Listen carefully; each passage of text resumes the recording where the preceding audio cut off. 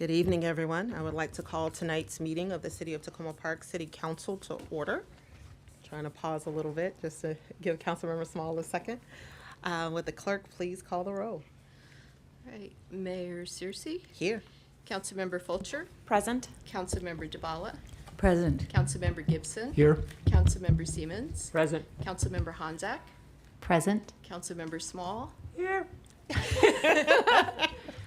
He is here. He is here. Here. He is here. He's here. All right. Well, thank you all so much for joining us tonight. I would like to do a quick run through of tonight's agenda and the upcoming agenda.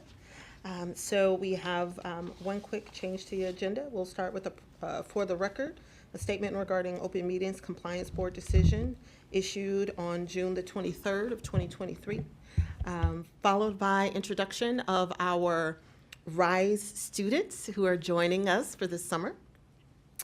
Then we will have public comments, council comments, city manager comments.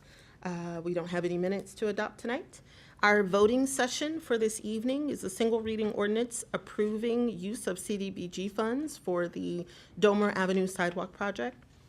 And we're going to have two work sessions tonight, or presentations. The first is the Tacoma Park Rec Center redevelopment update. And the second is the American Rescue Plan Act, or ARPA, programs and budget. In terms of upcoming items, on next Wednesday, July the 12th, we have a number of things that are happening. We will start at 6 o'clock with a closed session regarding collective bargaining. Our open session will begin at 7:30. We'll have two proclamations that evening, a proclamation of B.B. Moore Campbell Minority Mental Health Awareness Month, as well as a proclamation of July as Park and Recreation Month.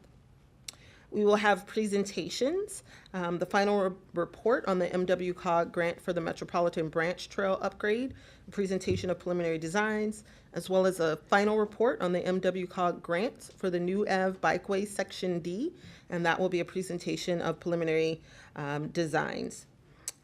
We will have a work session on recommended amendments to the City Code Chapter 616, landlord-tenant relations, and board and committee appointments recommendations, and designation of agents for service of process. On Wednesday, July the 19th, our meeting will start at 7:30. We will have a presentation on the public space management plan, followed by voting sessions on the first reading ordinance amending Tacoma Park Code Chapter 6.16, landlord-tenant relations, and Chapter 6.36, unsafe buildings, and that's a public nuisance abatement, followed by board and commission appointment resolutions, resolution designating agent for service of process, and then we will have work sessions. The first is the FY 2024 Budget Amendment number 1, and tentatively, we will have a discussion of proposed contracts with Ministries United Silver Spring Tacoma Park, or MUS, to oversee our emergency assistance program. On Wednesday, July the 26th, and we will start at 7:30. We will have a presentation from our urban forest manager's annual report, and we will tentatively have a library update scheduled. We also will have a voting session, the first reading ordinance approving the FY 2024 Budget Amendment number 1, second reading ordinance amending Tacoma Park Code Chapter 6.16, landlord-tenant relations, and Chapter 6.36, unsafe buildings, public nuisance abatement, as well as a single reading ordinance approving execution of a contract with Ministries United Silver Spring Tacoma Park, or MUS, to oversee the emergency assistance program. We will also have work sessions, the public space management plan draft resolution, minor master plan check-in is just an update on some of the activities that we plan to undertake during the summer to engage the community regarding the minor master plan, as well as youth council appointment recommendations. And on Wednesday, August the 2nd, the council will meet at 7:30. Voting session will include a second reading ordinance approving the FY 2024 Budget Amendment number 1, resolution regarding qualifications and expectations of the new city manager, and that's tentative. Tentative resolution adopting public space management plan, as well as a resolution adopting the 2023-2024 Youth Council, and a resolution providing for the City Council's summer recess, which will be from August the 3rd to September the 6th. And then we will have a work session regarding our quarterly financial report, and that's the fourth quarter. That will take us into recess. And so next, I will read our for the record, and that is a statement regarding the Open Meetings Act Compliance Board decision issued on June the 23rd, 2023.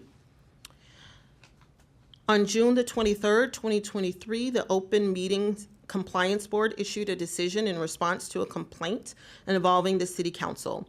The complaint alleged that the city violated the Open Meetings Act by 1, failing to provide adequate information regarding closed sessions, 2, untimely publishing meeting agendas, and 3, failing to timely prepare and publish minutes of open sessions that followed closed sessions, which are required to contain certain disclosures regarding these closed sessions. The board declined to find a violation with respect to the majority of allegations because the act does not require agendas to disclose the topic public bodies intend to discuss at closed session, and the complainant failed to allege with particularity any situations in which meeting agendas were untimely published. The board found, however, that the city violated the act by failing to timely prepare minutes of the council's January the 25th, 2023 meeting. The board found a violation because those minutes were not prepared, adopted, and published within a 3-month period. Next, I will have the pleasure of introducing our RISE students. So we have a number of students that are working with Councilmember Honzak and Councilmember Fulcher over the summer, and we are excited to have them as interns for us. And when I call your name, if you wouldn't mind standing up, and then we'll have you come up to the stage for a photo. Kari Headley, Camille Aliagra, and Batania Halu. Thank you all so much for joining us this summer and volunteering your time in support of the council. So if everybody could just take a quick meeting. All right. Yeah, we're gonna have you come around the front. It's the best way to get everyone. Let's come on around the front.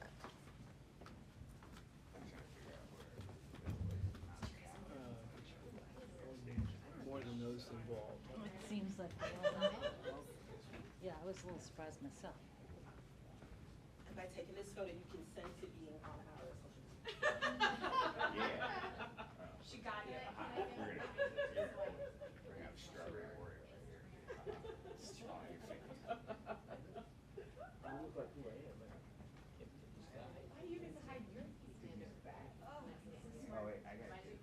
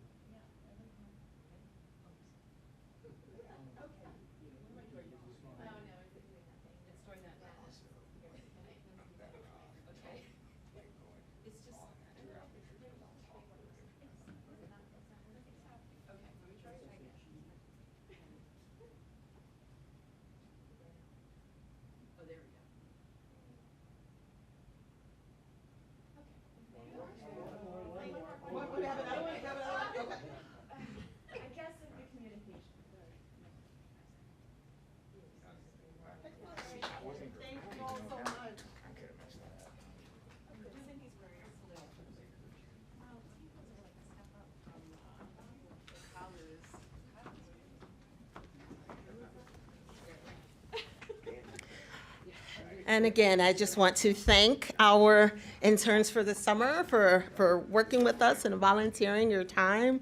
We really appreciate you all. I saw all of you during the 4th of July as well, helping out. So thank you all so much. Okay, and so now we're going to move on to public comments. First, Do we have any public comments on our voting items? The voting item for tonight is a single reading ordinance approving use of CDBG funds for the Domer Avenue Sidewalk Project. Do we have any public comments on Domer Avenue? Okay. Do we have any comments online regarding Domer Avenue? Nope. Okay. All right. Now we're going to turn things over for general comments. Just as a reminder, folks have 3 minutes to provide comments.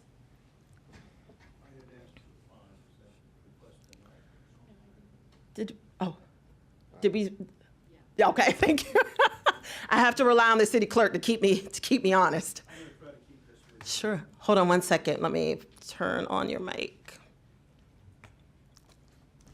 All right, there you go. Before I begin, let me reiterate something I said several months ago to Mayor Searcy. I said to her, I want you to succeed.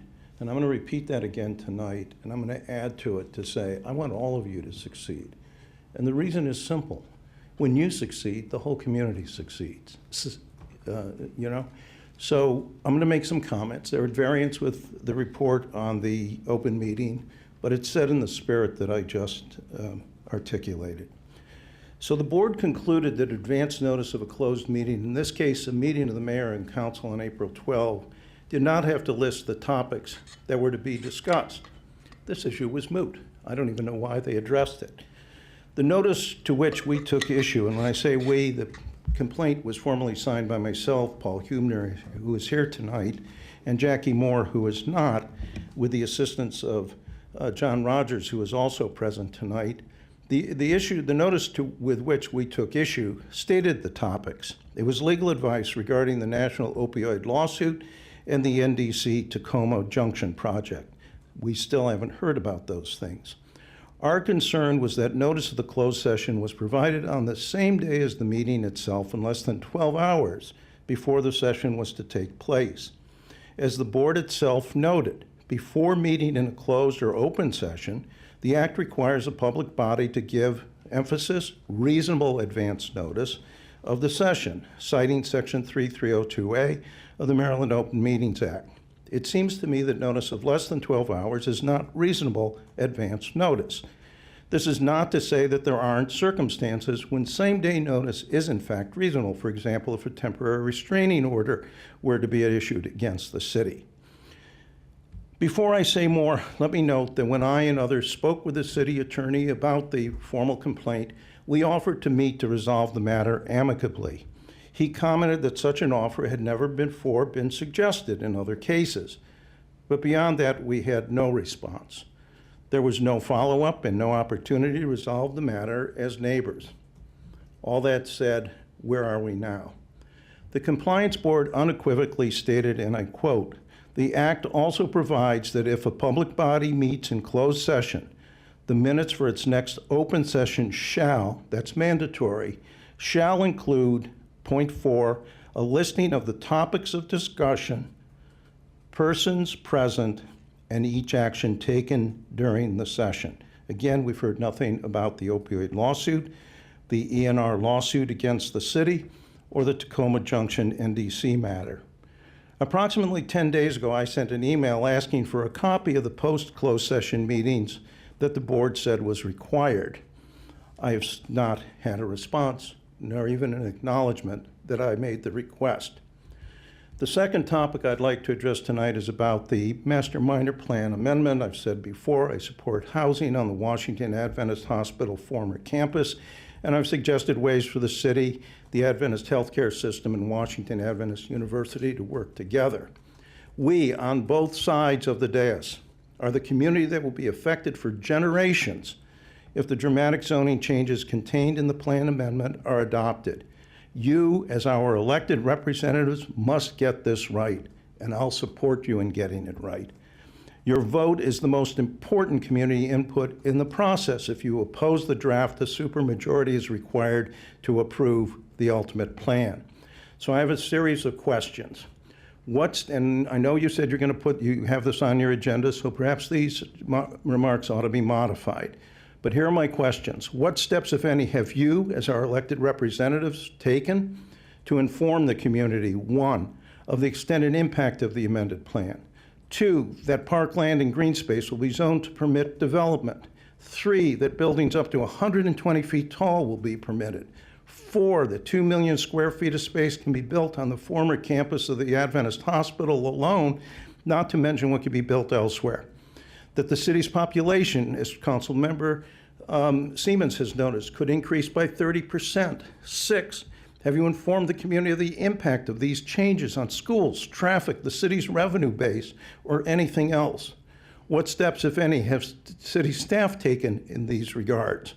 The article in the July newsletter was an abject failure at providing useful information. There was more devoted to saluting planners for their supposed, I emphasize supposed, community outreach than hard facts. There was nothing said about what the resolution was that you passed. How could you not, in the city newsletter, say what the city council had to say about the plan? It is an outrage. I'm out of time. I'll submit my comments in writing. Thank you. Thank you. Do we have any other general public comments?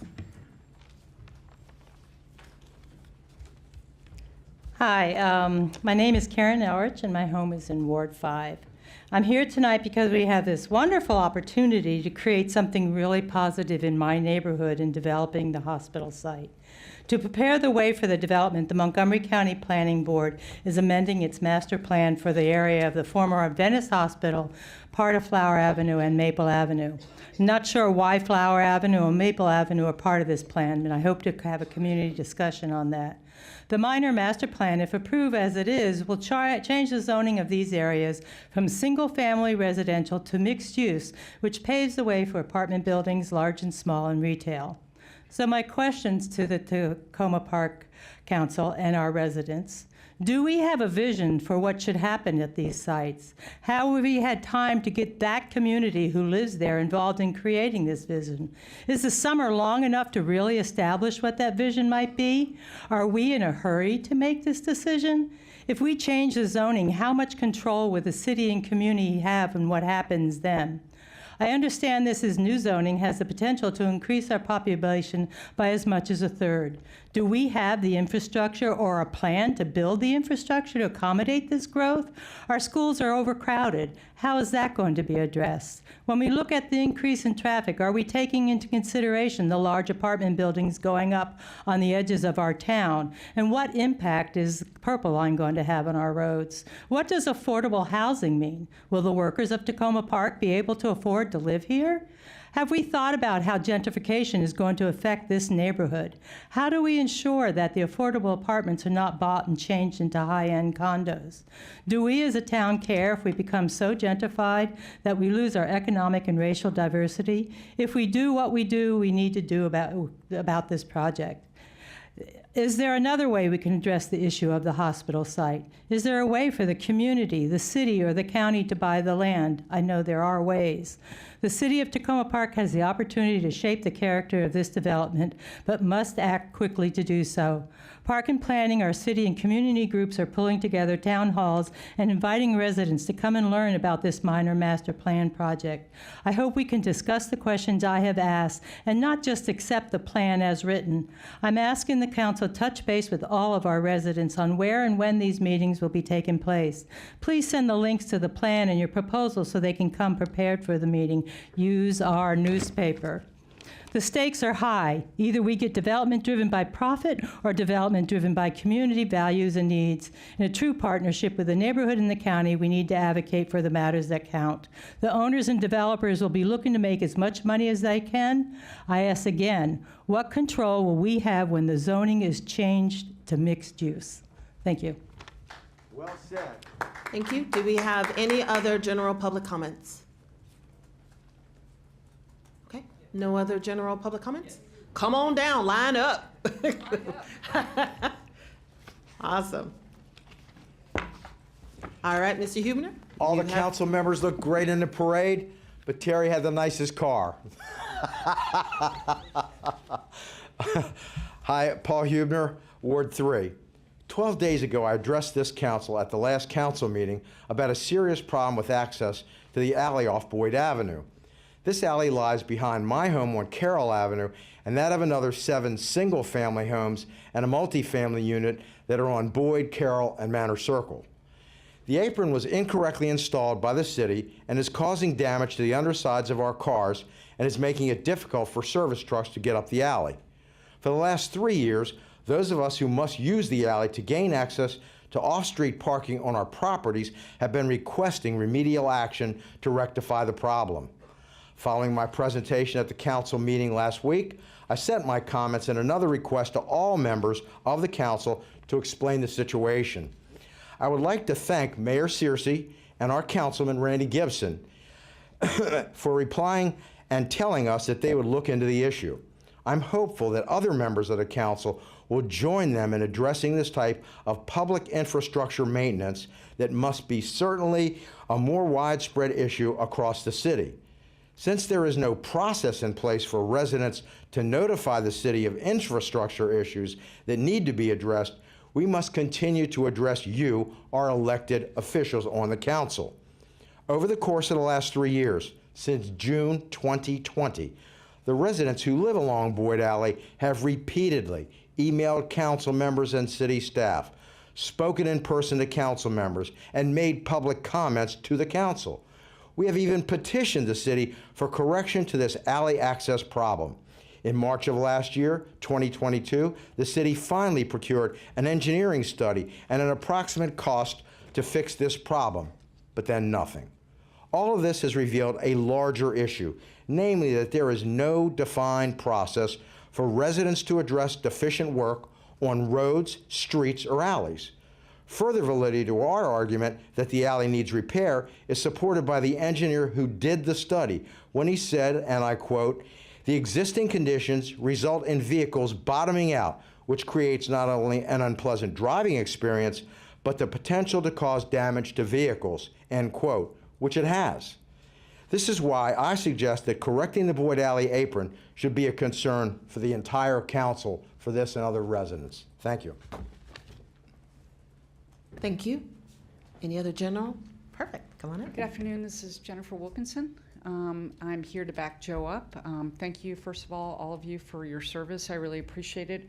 I think one of the things that I wanted to do is stress that Joe is not alone in petitioning you all for this particular issue. We live on Carroll Avenue. We don't have other means of parking. The parking that is on Boyd is, one way, and then we have the alley for all of those of us that are on Carroll Avenue. So it really is an acute problem. And I think one of the things that we wanted to stress is that this is not a new project per se. This should be something that's treated as a defect to an existing project. So we've seen the budget for the last couple of years, and it's been treated like this is a new program.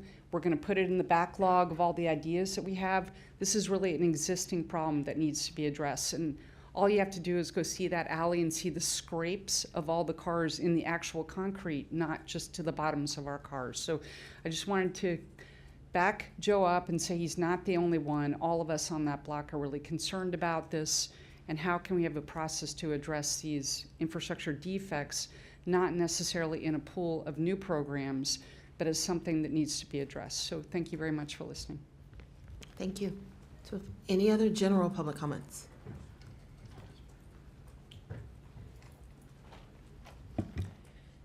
Hello, my name is Alex Mendelson. So thank you, Mayor Searcy, and distinguished members of the City Council for the opportunity to make comment tonight. I'm one of 2 pieces of Tacoma Partners, part of 7315 New Hampshire Partners, one of the respondents to the Rec Center RFP. I wanted to take this moment to tell everyone here tonight about who I am and why I became a developer. I'm a developer in order to make a good quality of life affordable to others. I grew up in Tacoma Park, went to Tacoma Park Elementary School, then Piney Branch, then Pinecrest, then Northwood.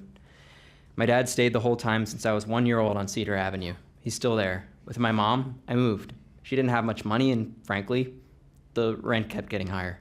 We went to Silver Spring, Baltimore, Long Branch, and finally Carroll Highlands when I was 12, right off University Boulevard, right off New Hampshire Avenue near the Rec Center. Even with all that change in my life, I watched this area change even more. The construction of the Discovery Center, the Langley Park Transit Hub, the creation of Ellsworth Drive, but the built environment of Tacoma Park and my dad's place on Cedar remained stable and constant. I was blessed to have Mark's Kitchen for my entire upbringing. Our city remained beautiful and relatively unchanged, our urban forest intact. I took buses to Silver Spring, to the rec center on New Hampshire Avenue, to spots on University, all a part of my student commute. Not only did I move when the rent got too expensive, but my late mother was sick for 7 years. I was off to college and back every season until she passed away.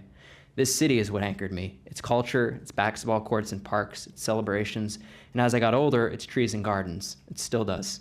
I had various odd jobs until I used the real estate license I picked up along the way to get my first development job working in the solar industry. But I didn't have the skills I needed to preserve affordable housing in our area. Nobody I applied to would give me them. I was still volunteering with Cheer during community development outreach in Long Branch, and I needed a way to open the door. To make a long story short, I got a Master of Science in Real Estate Development from Columbia University, where I started the Portable Housing Development Finance Club after a conversation with Kate Stewart about bringing back skills I learned to Tacoma Park. I then spent the next many years refining those skills by developing over 800 units of affordable housing in the Mid-Atlantic, including some in light industrial makerspace and historic preservation work. Tacoma Park native Sebi Medina Taik and I pulled together a team that would be able to execute on a collaborative vision, a vision that would be shaped in partnership with the city and its residents. We formed 7315 New Hampshire Avenues to give Tacoma Park residents true voice within a general partnership. To that end, we've partnered with Equity Plus, a leading affordable housing developer in the area, and Housing Initiative Partnership, which was just voted best housing developer in the Washington, D.C. area. We're prepared to deliver for this city a sustainable redevelopment of the recreation center in a way that increases our area's affordable housing supply while improving facilities that we ourselves have used and grown up next to. We hope to have the opportunity for further conversations with city staff, this council, Mayor Searcy, more community groups, and both resident associations and residents. Thank you for your time. Thank you. Do you have any other general public comments? Hello. Good evening. My name's Sebi Medina Tayak. I'm the other half of Tacoma Partners, one of the respondents for the rec center on New Hampshire Avenue. Also grew up in Tacoma Park, Maryland. My mom still lives on Philadelphia Avenue. I went to Tacoma Park Elementary School, Tacoma Park Middle School, Piney Branch, and Blair. When I moved back to town after college, I dedicated myself to community organizing.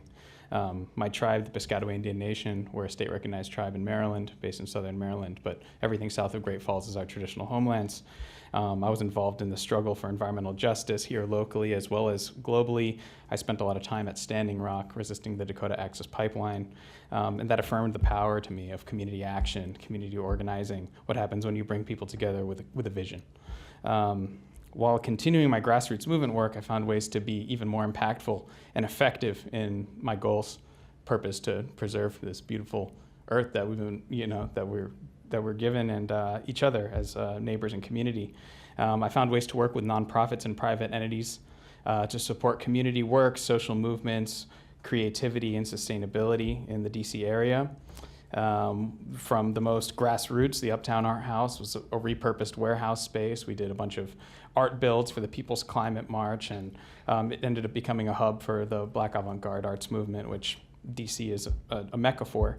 And also Eaton Workshop, a hotel, makerspace, art gallery, movie theater downtown. Basically, what I learned and saw and practiced was that when you give people a little bit of space, however small or humble, beautiful things can bloom. And space is real estate, and real estate is land. Stewardship and nurturing of land is part of values that I grew up with, things that I learned from my community, my family, as well as my upbringing here in Tacoma Park, this unique, special place. We also have a rich cultural landscape here in Tacoma Park. Not only our diversity, our history, but it needs to be fought for. Not just to preserve what Tacoma Park was, but to give the next generation, Tacoma Park kids like me, room to breathe, to create a new generation of Tacoma Park creatives, to continue redefining this town and not get swallowed up into suburbia. The barrier to meaningful change, I learned, was always ownership. We were always invited to sit at the table, but we never actually owned anything. Advocacy, nonprofits, and creativity was all important parts of expression, but ownership was something we never had. And being around asset managers and being boards from corporations to nonprofits, I learned ownership is everything. So I think meaningful ownership of this project by local Tacoma Parkers, Tacoma Park natives, is pivotal to the healing of land, the healing of people's lives, which Tacoma Park is desperate need. Like all towns in the U.S. are in desperate need of healing right now. Our people and also our ecology, Silver Spring, the Sligo Creek corridor those are the lungs of Tacoma Park. Those are the trees from which we breathe. So, as a young Indigenous person with energy and vision, demonstrated capacity to bring a team together and execute an ambitious and complicated project, I call on the council to support a proposal that centers local ownership, input, sustainability, and longevity. And this is the only development project I'm a part of. I'm not a developer. I'm sorry, but you're out of time. Okay, thank you. Thank you. More general comments. Okay. Good evening. I'm Mary Ann Dillon. I live at 10,002 Parkwood Drive in Bethesda. I'm here as the Executive Director of Housing Initiative Partnership, and we're very proud to be the proposed partners with Tacoma Partners and Equity Plus for the redevelopment of the Tacoma Park Rec Center site. Housing Initiative Partnership, also known as HIP, develops innovative, affordable housing, revitalizes neighborhoods, and equips people to achieve their housing and financial goals. We're almost 35 years old, and we serve both Prince George's County and Montgomery counties in the housing development and housing counseling services. We recently completed construction of a single-family home here in Tacoma Park at 320 Lincoln Avenue in partnership with the city as part of your right of first refusal program. We believe that Tacoma Partners has assembled a very qualified team with a track record of delivering. Tacoma Partners' grassroots connection to Tacoma Park gives our team a special edge of ensuring community engagement. We hope you give our team consideration for this exciting transformational project when the time comes to make that decision. Thank you so much. Thank you. Do we have any other general public comments? All right, last call. All right, do we have any comments online? Perfect. All right. Thank you all so much for commenting tonight. We're going to move on to council comments. Councilmember Small. I defer to Randy. Councilmember Gibson. Thank you, Jason. I want to respond to two of the several issues brought forward. The minor master plan is something that the council needs to taking a role in, and I'm pushing for us to play an aggressive role in informing and developing a vision. I think we need a vision for what we would like to see happen with the values that have been articulated. I also want to note to Paul, otherwise known as Joe, and Jennifer, that yes, the Boyd Alley is on my agenda, and let's give me a little time. It'll happen. And the wider issue, I do think, will take more time, and that is there may be we may need to look at a process in terms of how, if there are defects, repairs needed with various infrastructure process, sidewalks or streets, maybe we need to have a better process for doing that than badgering. Did I say that? Than contacting your council member. Thank you very much for being here. Councilmember Small. Thank you, Mayor. If I could have an additional minute at courtesy, I'd appreciate it. But if you could put it up there so I could see it, so I don't mess up. We'll let you go in the red by a minute. So, hey, well, look, you told me I was going to have time. I gave you a minute. Yeah. I'd like to split my comments into two. The more personal and wonky will be second. The strictly wonky will be first. And that's due to the subject matter today. I am obviously woefully unprepared for this meeting. That'll be in the second part. But I will say this. In the time since we began discussing affordable housing and development as a council, one of the things we were anticipating was the RFP for the community center. And I have been hopeful about it since I live across the street, and my son goes there whenever he is not at school to hoop. That being said, I, in a previous life, had some experience doing development, and I would never I'm not going to vote in favor of anybody this round because taking 2 bids on something that's this important seems really, really silly to me. When I did this for a living, we had to pull an RFP and put it back out, and we ended up going from 2 bids to 9. So I don't mean to bust anybody's potential bubble, hip, or anybody else. I like you guys. I've worked with you, and I've actually worked with you before. But that's realistically, it's not something that in good conscience anybody who's actually worked on an RFP before could do to a town that's going to have this much money involved in it. It doesn't actually incorporate the natural competitive processes that are necessary in order to ensure that you have the best bid. I've even spoken to developers that I know do affordable housing that hadn't seen the RFP the first time around, and I know they do affordable housing because I talked to them when I was building buildings. So that's neither here nor there, but I really feel like we got to pull this. So I'd just like to say that. Secondarily, I didn't mean to be so blunt, but I've been taking fire hoses to the face for a couple of weeks, and so I'm going to explain where I've been to the council and/or the gallery and/or the peanut gallery, which is not a pejorative, since that's where they used to make the black people say, just throw peanuts and whatnot. Nonetheless, I'm going to continue by saying the first week I was gone, the Little League Championship game was happening, and out of nowhere, the Dodgers did an amazing thing and won. And so I was very happy to be there. Secondarily, my son made the All-Star team, so I was really happy about that. And then my aunt, who was supposed to be in the hospital getting a couple of clips put in, went through a series of maladies, including the unfortunate aspects of organ failure, so kidney failure, liver failure, and heart failure as a result of this process, which meant that she just didn't know how healthy or non-healthy she was.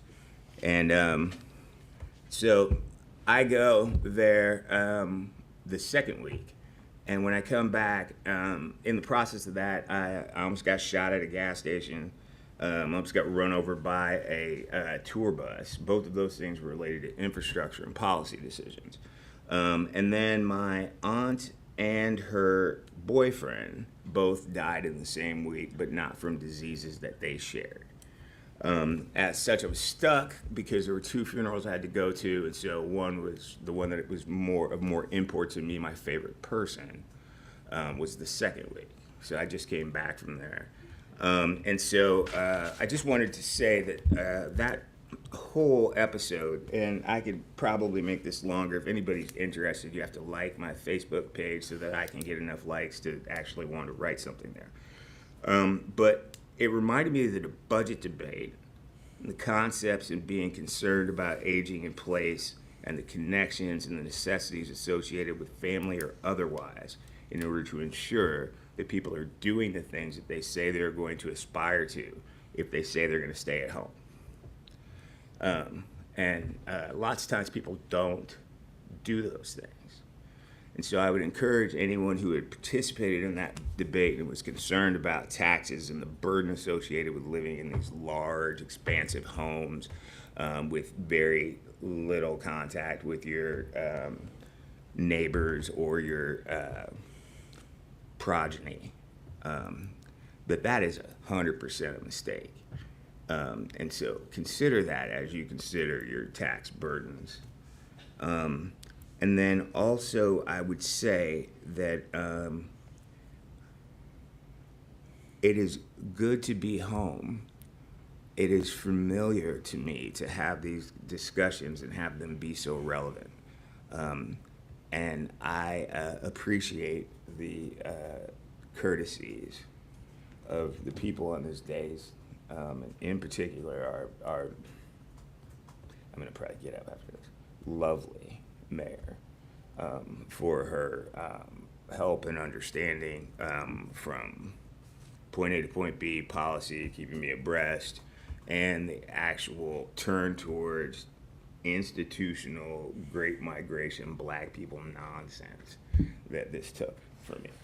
So thank you, everybody, and sorry, I guess, for the developer people. I'm not moving for, I don't know who else. But, Thank you, Councilmember Small. Councilmember Siemens? Thank you, Mayor. And first, I would just like to say to Councilmember Small, I'm sorry to hear about your losses, and glad to have you back here at the dais. I just wanted tonight to congratulate the city on a good 4th of July celebration with the parade and the evening event. I think it was a culmination of efforts by many community members, and I think it went well this year as we have built from the changes that we saw during the pandemic. But I especially want to thank or congratulate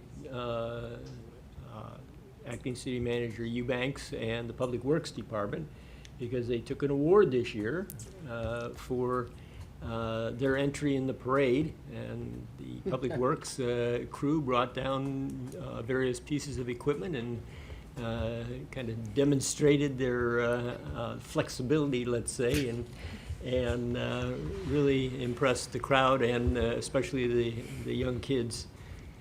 Really were tickled with watching their performance. And it was a performance because they got a performance award from the judges of the parade. So congratulations. And that's all. Thank you, Councilmember Siemens. Councilmember Honzak?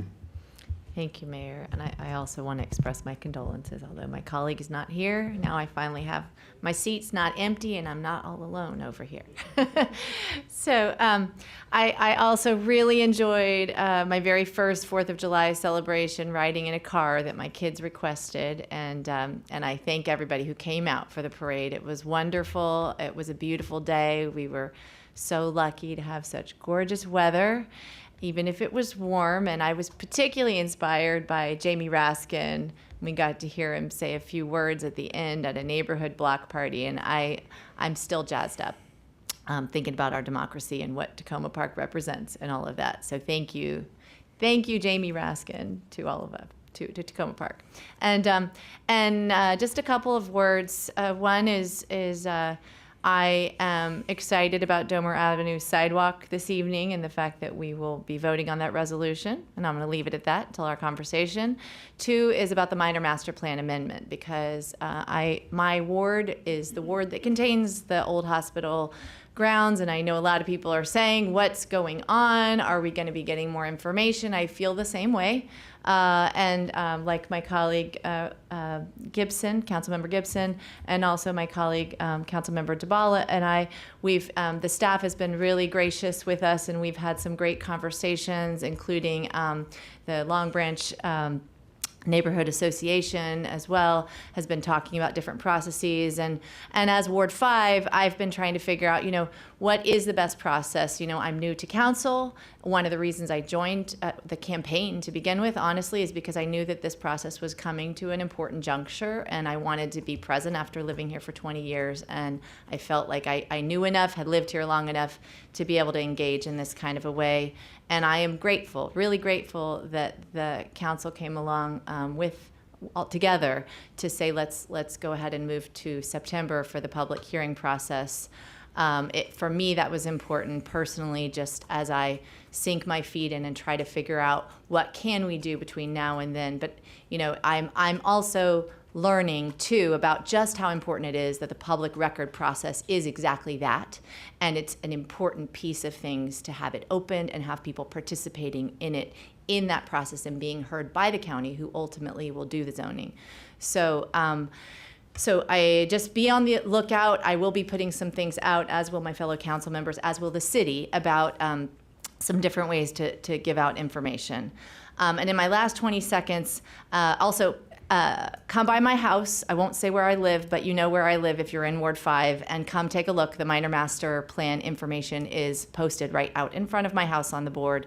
And finally, we're looking forward to working with our Youth Rise reps on youth engagement issues in the city. Thanks. Thank you, Councilmember Honzak. Councilmember DeBala? Yes, all of that from the beginning to the end. Most topics I was going to touch on as well.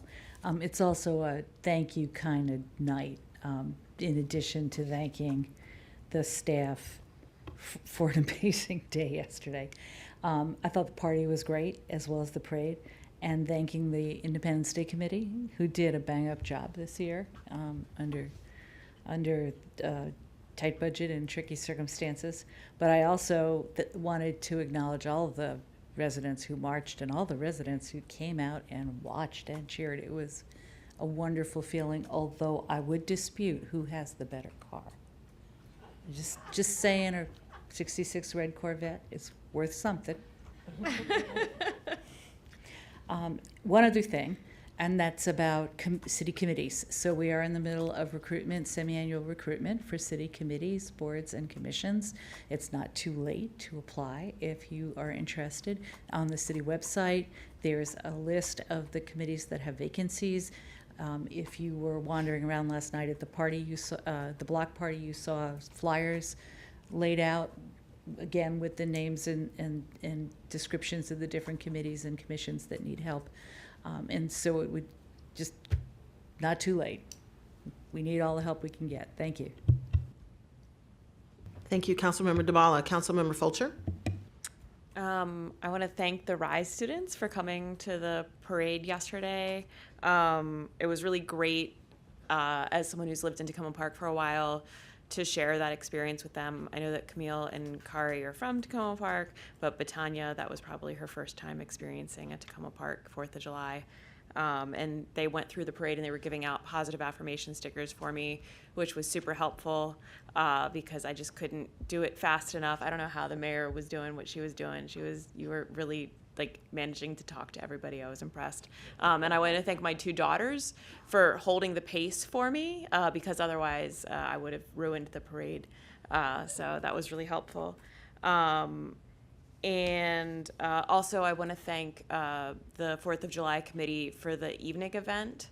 I know that a lot of places have fireworks and that some people feel like we're missing out as a community not having the fireworks, but I think it's nice to have different opportunities available to people in the community. And for me, being able to talk to neighbors that evening was more special than trying to find a spot at the 4th of July fireworks, which is always really hard with my family of 6. So this was better for me. And then I really want to thank the staff for today, for hosting us, for talking to our RISE students with me and Councilmember Honzak. I hope we didn't monopolize too much of their time, but everybody was really kind, and it reminded me of when we were getting our orientations as council members, everybody talking to us about what their jobs, and so I hope that was valuable for you 3 as well. And I really feel like we especially monopolized acting HCD Director Caller's time, so thank you. Great. Well, thank you all so much for coming out tonight and providing comments. It's really, really helpful to hear from the community about so many different issues. I appreciate the passion of the folks who came out around the rec center. It's nice to hear people who grow up in the community and go off and do great things, but want to come back and do and create change in the community. So thank you so much for doing that. Folks around Boyd Alley, as was mentioned, we are in conversations. I sent the note because I meant it. We're looking into it. And definitely appreciate our staff, partnerships that they have with the county planning staff, as well as members of council. We had lots of opportunities over the course of 4th of July to talk to residents about the minor master plan. So there's definitely going to be many conversations to come around the minor master plan. I'd like to stress to people that this is the first opportunity of a series of opportunities to comment on the minor master plan. So don't feel like there's just one bite at the apple. You will have many, but it is critically important that our first message to the planning board is one that is consistent and clear, and definitely is informed by community feedback. So thank you all so much for your willingness to use our extra time wisely, I should say. I do want to pause for a quick minute to talk about the facilities rental policies. I know some of you may be aware of Ms. Remy's family who wanted to use the Hefner Center, and due to some policies that were on the books regarding parties in some of our facilities, was unable to rent the Hefner Center. I will say that we provided Ms. Remy with an alternative, but her case did highlight the need for us to look at our facilities rental policies, not just as it relates to Hefner, but as it relates to our rec center and other amenities that we have here in the city. There's always a time to do the necessary reflection and look back, and policies sometimes are created at a time to fit one need or to address one issue, and it's important for us to reevaluate those policies and make amendments as we need to. So I'm appreciative to our staff who are looking into new ways for us to revise our policies, and those efforts will come before council in the fall. So thank you, Acting Deputy City Manager Eubanks. We got to shorten that title. For taking that on, and there'll be more to come in the fall as we talk through some of our policies regarding facilities rentals. Lastly, I want to thank again, without sounding like a broken record, our 4th of July organizers. They did such an amazing job. For folks who don't know, they had to change the route maybe like 2 weeks, a week away from the parade, so that we wouldn't cross over into DC without permission, and they were able to do that seamlessly. And so I'm so grateful to Tara, all of the hard work that all of the volunteers put into getting the event organized. It has been such a fun experience, but more importantly, to see so many faces, especially after going a number of years without having the parade. And so last year, there were a number of people, but this year, I feel like the crowd tripled. I ran out of candy halfway through, and I was so disappointed. I was like, I brought over 1,000 pieces of candy. How am I done? And it was just that many. Yes.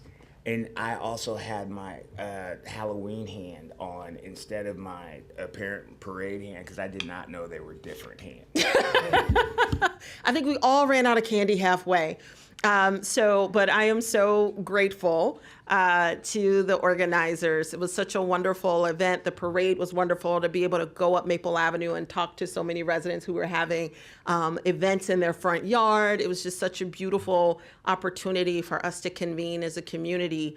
Thank you so much to the organizers of the Long Branch Block Party. Had an opportunity to go there, and as Councilmember Honzak noted, to be able to meet and listen to Congressman Raskin. It's always a pleasure. Every time I hear him speak, I'm so starstruck. So I'm so grateful for that opportunity and for all of the wonderful work that Congressman Raskin is doing for our nation, but also his willingness to continue to be actively engaged in his community. So I'm grateful to the organizers of the Long Branch Community Association and that block party. And then lastly, who knew GoGo would come to Tacoma Park? I did not, and they were cranking. They were awesome. They were cranking. So the block party last night, again, some wonderful bands, amazing food.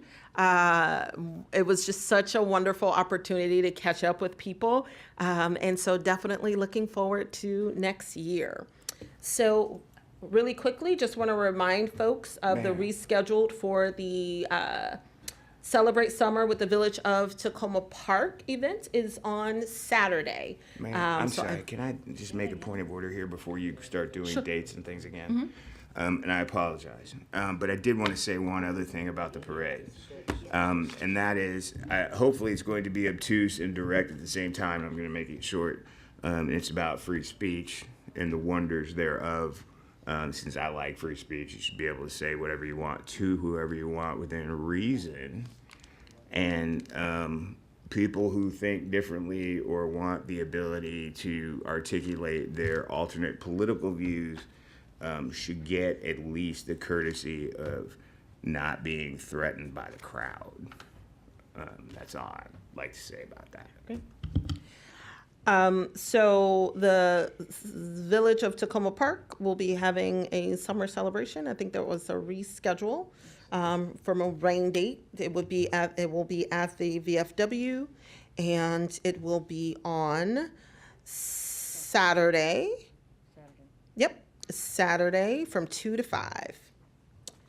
And so I will be attending that this weekend. And so with that, I will turn things over to Acting Deputy City Manager, Mr. Eubanks, for city manager comments. Thank you, Mayor. There are no city manager comments this evening. Well, that was quick. And we're just going to confirm that we don't have any minutes for tonight. I had sent around the closed session summaries. You may not have had a chance to look at them. They're very brief. Perhaps you could consider looking at them on the break, if there's a break this evening, and consider adopting them tonight, just so we have them on file and can post them. Okay.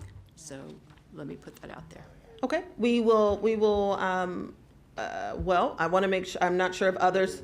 Yep, okay. So I think what we will likely need to do, unfortunately, is table this item for next week, and then we will have these minutes on the agenda for next week's clearance. Okay. I'm sorry, Mayor, point of order on that. Jesse, we're just looking at the closed session components of the minutes, correct? That's right, it's the closed session summaries. I have hard copies here, but again, it can. I would like to make a motion that we adjourn to review them, or when we take our recess, that we all get a chance to look at them. I personally think somebody got a stray bullet here that was unnecessary, and particularly whenever you start reading the law instead of talking about the fact, you can tell what happened. That's what I think. So what I would, first we have a motion on the floor. Need a second. So we need a second. Okay, Councilmember DeBala, Councilmember Smalls has a motion on the floor to review the notes during our break. Councilmember DeBala has second. All those in favor of reviewing during our break, I will allow for a 10-minute break. Excellent. All right. All those in favor of reviewing during the break? Aye. Aye. All right. Any opposed? Any abstain? Okay. So if the city clerk has hard copies of those notes, and then everyone will have 10 minutes to review. All right. Thank you, Mayor. You're welcome. All right. So that's the minutes conversation. And a matter of fact, because it is 9:30, and before we get into the voting session, 8:30? I'm sorry, 8:30. Sorry. Let's actually go ahead and take our break. If we can have the notes for the minutes, and then we will go into voting session. All right, we will reconvene at 8:41.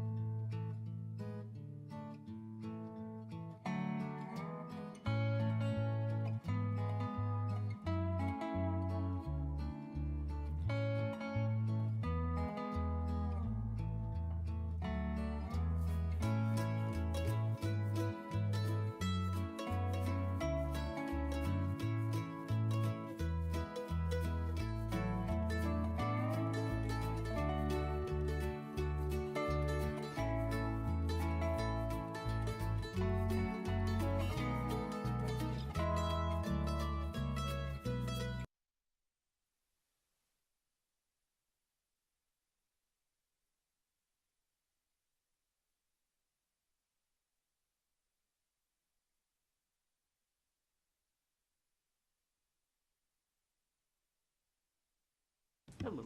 Hello. Did I miss anything? No, not yet, but I'm trying to just make sure we get our colleagues back so that we can reconvene.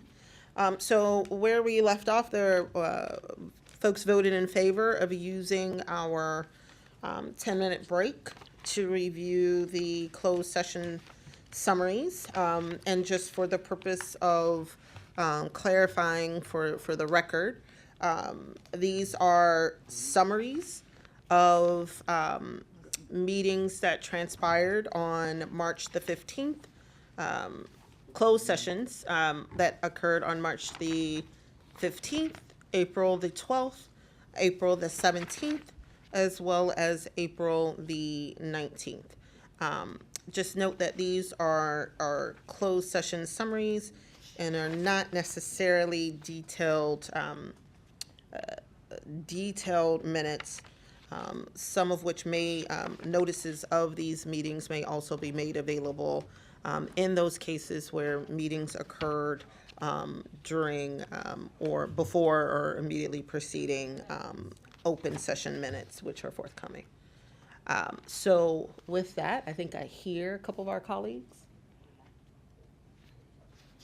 Just want to make sure that we're ready to move forward to vote to adopt the closed session summary not minutes, but closed session summaries.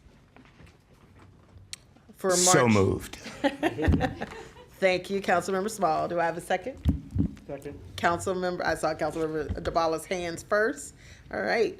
So just to confirm with the city clerk, we could just do this in one fell swoop. All right.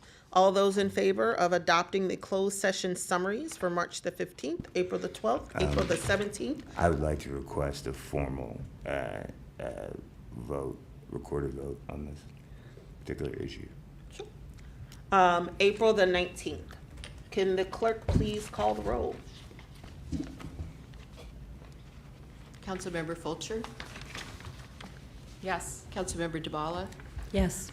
Councilmember Gibson, Yes. Councilmember Siemens, Aye. Councilmember Honzak, Yes. Councilmember Small, Aye. Mayor Searcy. Aye. All right. Thank you all so much for your patience as we got through those closed session summaries. Can I just thank Jessie, because I saw her working really hard on these today, and she works really hard, and I don't know how she does all the things that she does, especially all this minute stuff. I often look over and like see her like nodding along and like typing frantically, and she's doing a really great job, and I appreciate her. I would like to reiterate and associate myself with those comments. Mayor, I just had one question on the vote. You called out a date right before the vote. I assume you're talking about the whole package. The whole package, yes, sir. So it's the closed session summaries for March the 15th, April the 12th, April the 17th, as well as April the 19th. Okay, just want to make sure that people were clear that was the vote. Yes. Thank you. Okay, now let's move into voting session. So up first, we are voting on a single reading ordinance approving use of the CDBG funds for the Domer Avenue Sidewalk Project. Would someone like to move? I would like to move. Okay, we have Councilmember Honzak. Do we have a second? Second. Okay. And, Action point. sure, Councilmember Small? Thank you, Mayor. I'm just trying to figure out and make sure, like, is this the same as the tile thing? No. Okay, because I just got No. a lot of emails all at once, so just making sure. All right, because I didn't want to, like, step on myself and say yes and then have it be something we needed to talk about. No. Already stepped. Mayor, Thank you. Mayor, point of order. Yes. May I just inquire about the language that we discussed today? Do we need to amend because it was published on the website? We are going to vote on the amendments that were proposed today, just to ensure that our colleagues have had an opportunity to be aware of the amendments that were raised and whether or not there are any concerns. For members of council, you have on your, these changes have been posted on the website, but you have at your seat amendments, friendly amendments that were offered by Councilmember Honzak. And there are 2 additional whereas clauses, just providing for additional clarity regarding some of the challenges of the narrowness of Domer Avenue. And then there is 1 section 2 that has been added where we're encouraging staff to address residents' concerns regarding the availability of parking with the street and ease of navigability around and access to the multifamily parking lot in the design. That said, the overall tenure of the resolution is the same. Full support of using, and what we are voting on right now is to use CDBG funds to support this sidewalk project. Councilmember Honzak, are there any other clarifications that you think are needed by these Yes, and I'm amendments? sorry that this came so late in the day. I want to thank the mayor and Director Braithwaite for engaging in conversations and dialogue surrounding some of this language that that we were looking at adding. And I guess I can attempt to clarify. I hope that folks can have a few minutes to just read through it and process what's here. Were you thinking about reading it out, actually, the Sure. additional language, or shall I? Either way. Sure, I can read it out loud. Okay. No worries. So just as a clarifying point, the first additional whereas clause, actually I could just read the whole thing. Whereas the city of Tacoma Park participates in the U.S. Department of Housing and Urban Development's HUD Community Development Block Grant CDBG program, receiving a no, that should not be. That's a friendly amendment. Receiving a proportionate share of Montgomery County, Maryland's annual CDBG entitlement funding. And whereas the Tacoma Park City Council passed Resolution 2016-16, establishing CDBG priorities is limited to capital project benefiting low and moderate income populations as defined by the U.S. Department of Housing and Urban Development.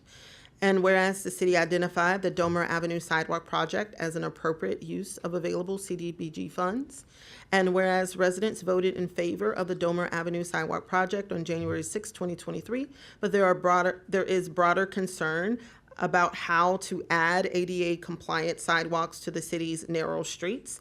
And whereas Domer Avenue is one such street that also represents additional challenges common to residential city streets containing both multifamily and single-family buildings, including accommodating increased parking, pedestrians, and vehicle traffic. And whereas the city released RFP HCD 2023-04-06 to identify qualified contractors to complete the project, receiving 1 responsive proposal.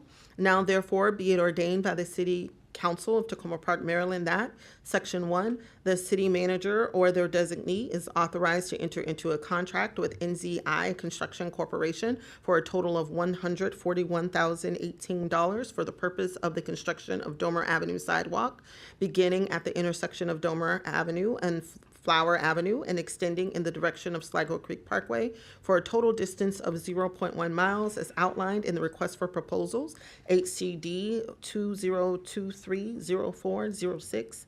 Section 2, staff are encouraged to address residents' concerns regarding availability of parking, width of the street, and ease of navigability around and access to multifamily parking lot. Section 3, the ordinance shall become effective upon adoption, adopted by the Council of the City of Tacoma Park by a roll call vote of this day of. Okay. So are there any comments or questions regarding the modifications that were made? I have a comment regarding this issue, and I'm just trying to ensure that we are voting on that as introduced with the highlighted portions. That's correct. Notwithstanding striking the additional receiving. Okay, that is fine by me, and I would just say that based on what the additional language is here, that it seems reasonable and a natural part of the process, and I don't have any problem making things that ought to be natural explicit. Thank you. Councilmember Fulcher. I guess I have like a newbie question, which is, so we're voting on this and we're saying that we're encouraging possible changes, but this also has a dollar amount in it. So if the possible changes change the dollar amount, how would that work? Would there be an amendment? Or is there some sort of flexibility within things that we pass where the city manager can change it within a certain amount? So, okay, I can answer that question. So our goal is to stay within the constraints of the funding allocation that we have for CDBG. If there are modifications that are required beyond that, those additional funds, if they're not already available in our budget, would have to come back before council. But isn't there some more money available in CB? Sorry, I'm gonna read That it right only here. happens if somebody doesn't- CDBG. I thought that there was still some funding that If was. somebody else doesn't do their job and they mess up their funding, then they pull it, and then that's available after they do the distributions. And so in theory, there could be money there that could supplement this that would come from the CDBG funding, but it's not altogether likely necessarily, because people usually don't mess it up, because feds like to know that they got what they were paying for. But I will say, and I definitely can defer to Director Braithwaite, the goal is to try to stay here.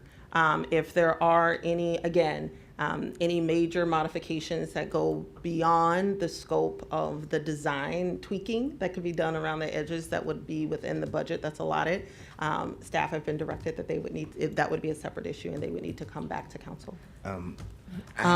Just want to make sure that we're going in order. Councilmember Small, Councilmember Hanzak, your light. Thank you. Yeah, I just wanted to go ahead and clarify on maybe some of the reasons why you see the yellow highlights, which were not maybe seen by all the public, just you could see it now, right? Is that right, Jesse? They're on the website right now, or no? It is not. It is on the not. website Okay, right and now. that is because we did this late in the day, not because of Jesse. We drafted this later in the day based on dialogue. So I just want to clarify that the goal for me in seeing this as a Ward 5 representative, in which I have engaged more fully with the residents, and the mayor is actually also engaged with a number of the residents on this street, is that this is a long process that the neighborhood has gone through as per the process that the city follows to have sidewalks. And I am very supportive on behalf of the residents because the residents voted to have this sidewalk, and I want to make sure that these funds are not lost by the city and that they do go towards this sidewalk. I believe that is what the majority of the residents on the street do want to happen. So it is not my intention in adding the additional language to delay or make the project become slower. It may mean some additional investigation on just kind of like clarification too on whether or not there is any wiggle room in the existing contract framework on narrowing the street, but that should be cheaper and not more expensive as far as I'm understanding, if it's even possible at all. It is to just make sure we clarify and put that in writing and see what's possible. But I want the language to speak for itself. So if you have questions about the additional language and what exactly it means, please do ask before we vote. Councilmember Small? I just want to say that based on what these things, these additions say, and some of the historic issues about this area, I would like to say also that public right-of-ways are and easements associated with them are an attendant part of owning property. And that makes for some difficult circumstances, but that doesn't necessarily mean that you shouldn't move forward on those kinds of issues. And I look forward to supporting, hopefully, a well-designed and hopefully ADA compliant street at the same time as addressing maybe some of the issues that could come from private property owners and the easements associated with these processes. Thank you, Councilmember Small. Councilmember Fulcher? I just want to clarify that my concern was like keeping the project going so you can spend the money, not that it would cost more money, because I don't, yes, I think that less sidewalks should cost less money, not more money, but also these are not big changes that it sounds like some of the residents might be interested in. in order to make it a more agreeable sidewalk. And so just making sure that that they can keep their forward momentum, and that's what I hope that they can do. Great. Okay, seeing no more lights. So I just want to clarify, the motion on the floor is to move forward the amended version of the ordinance authorizing a contract with NZI Construction Corp. For Domer Avenue sidewalk construction. City Clerk, just as a friendly amendment, there's a second receiving. Yes, and we could just take that out. All right, and so this would be voted on via roll call, correct? Correct. All right, so can the clerk please call the roll? Councilmember Fulcher? Yes. Councilmember DeBala? Yes. Councilmember Gibson? Yes. Councilmember Siemens? Aye. Councilmember Honzak? Yes. Councilmember Small? Aye. Mayor Searcy? Aye. Okay, thank you all so much, and thank you, Councilmember Honzak. I know we've been working on this one, so we're good to see this go through. I just want to say thank you, Mayor. This is the first amendment that I have worked on with you, and it was a pleasure and a joy to work with you, and you are a very collaborative mayor. So thank you on behalf of my ward. Thank you. Okay, so next we are moving into work session time. So the first item is a work session presentation on the Tacoma Park Recreation Center redevelopment update. Thank you, Mayor. This evening, Director Cowler is going to be presenting the update to a RFP that was released back in October. It was the solicitation for private developers of the redevelopment of 7315 New Hampshire Avenue, which is the New Hampshire Avenue Rec Center. The RFP called for the redevelopment of the center into a mixed-use facility that included a new rec center, multifamily housing. It closed, closed in January, and we've received 2 proposals. And Director Cowler is going to walk you through the proposals from a high level, and then proceed with some recommendations to council for consideration. Director Cowler. Thank you so much, David. Madam Mayor, members of council, thanks for having me. Ira Cowler, Acting Director, Department of Housing and Community Development. Pleasure to be here today to talk about both the responses from the RFP we released last year, as well as broadly to kind of speak about the Tacoma Park Recreation Center redevelopment project and next steps moving forward. So just to briefly walk through the outline for tonight, our goal is to review the Recreation Center history, the RFP itself, and future action items. And within that, we'll be discussing the things you see here. So we'll start off with some project history. As I'm sure you all are aware, this is a project that has been explored and been considered for a very long time, over a decade at this point. I'll point out that the concept for utilizing this site, the Tacoma Park Recreation Center at 7315 New Hampshire Avenue, for higher purpose uses was explicitly laid out in the 2012 Tacoma Langley Crossroads Sector Plan, with some of the language you see here, which specifically identified that site as a place where you could have maximum flexibility, including the development of a larger, improved community facility. We'll maybe talk about some of the parallels to our current master planning process later, but as you can see, the goal here was similarly to kind of provide that flexibility through zoning to allow for greater infill development at the site. In 2015, you see some images here from a concept and zoning plan that the city conducted, reviewing kind of potential options for the site. And then as recently as last council priorities, this was still identified as a key priority under community development for the council, and one of the impetus for us releasing this RFP. So just to kind of briefly touch on some of the key points over that past decade. As we discussed, the Tacoma Langley Sector Plan in 2012 reviewed the zoning on the site, set a flexible vision for future uses. We then had in 2015 some initial site analysis, including a zoning analysis and some concept plans, as well as a recreational needs study that looked at both the existing facility, and needed services. In 2017 and 2018, the city did an initial testing of the market, releasing a letter of interest for the site, soliciting developer responses who were interested in engaging with the city. City received, I believe, 5 responses from that LOI period. In 2018, 2019, we actually officially acquired the property. This property prior to then was owned by the county, by MNC PBC. In Ordinance 2019-6, the city acquired this property in a land swap. I'll just point out one of the conditions of that land swap was that the property be used for recreational services. So the city couldn't just dispose of this site without offering, or for just private development without offering recreational services as a portion of that, or amending that ordinance, I suppose. Next, in 2020, 2021, the city began some re-engagement around the process with the community. This was the Engage Tacoma process by Brick and Story Consultancy. Slightly before I got here, my understanding was this project kind of kicked off right before COVID. COVID hit.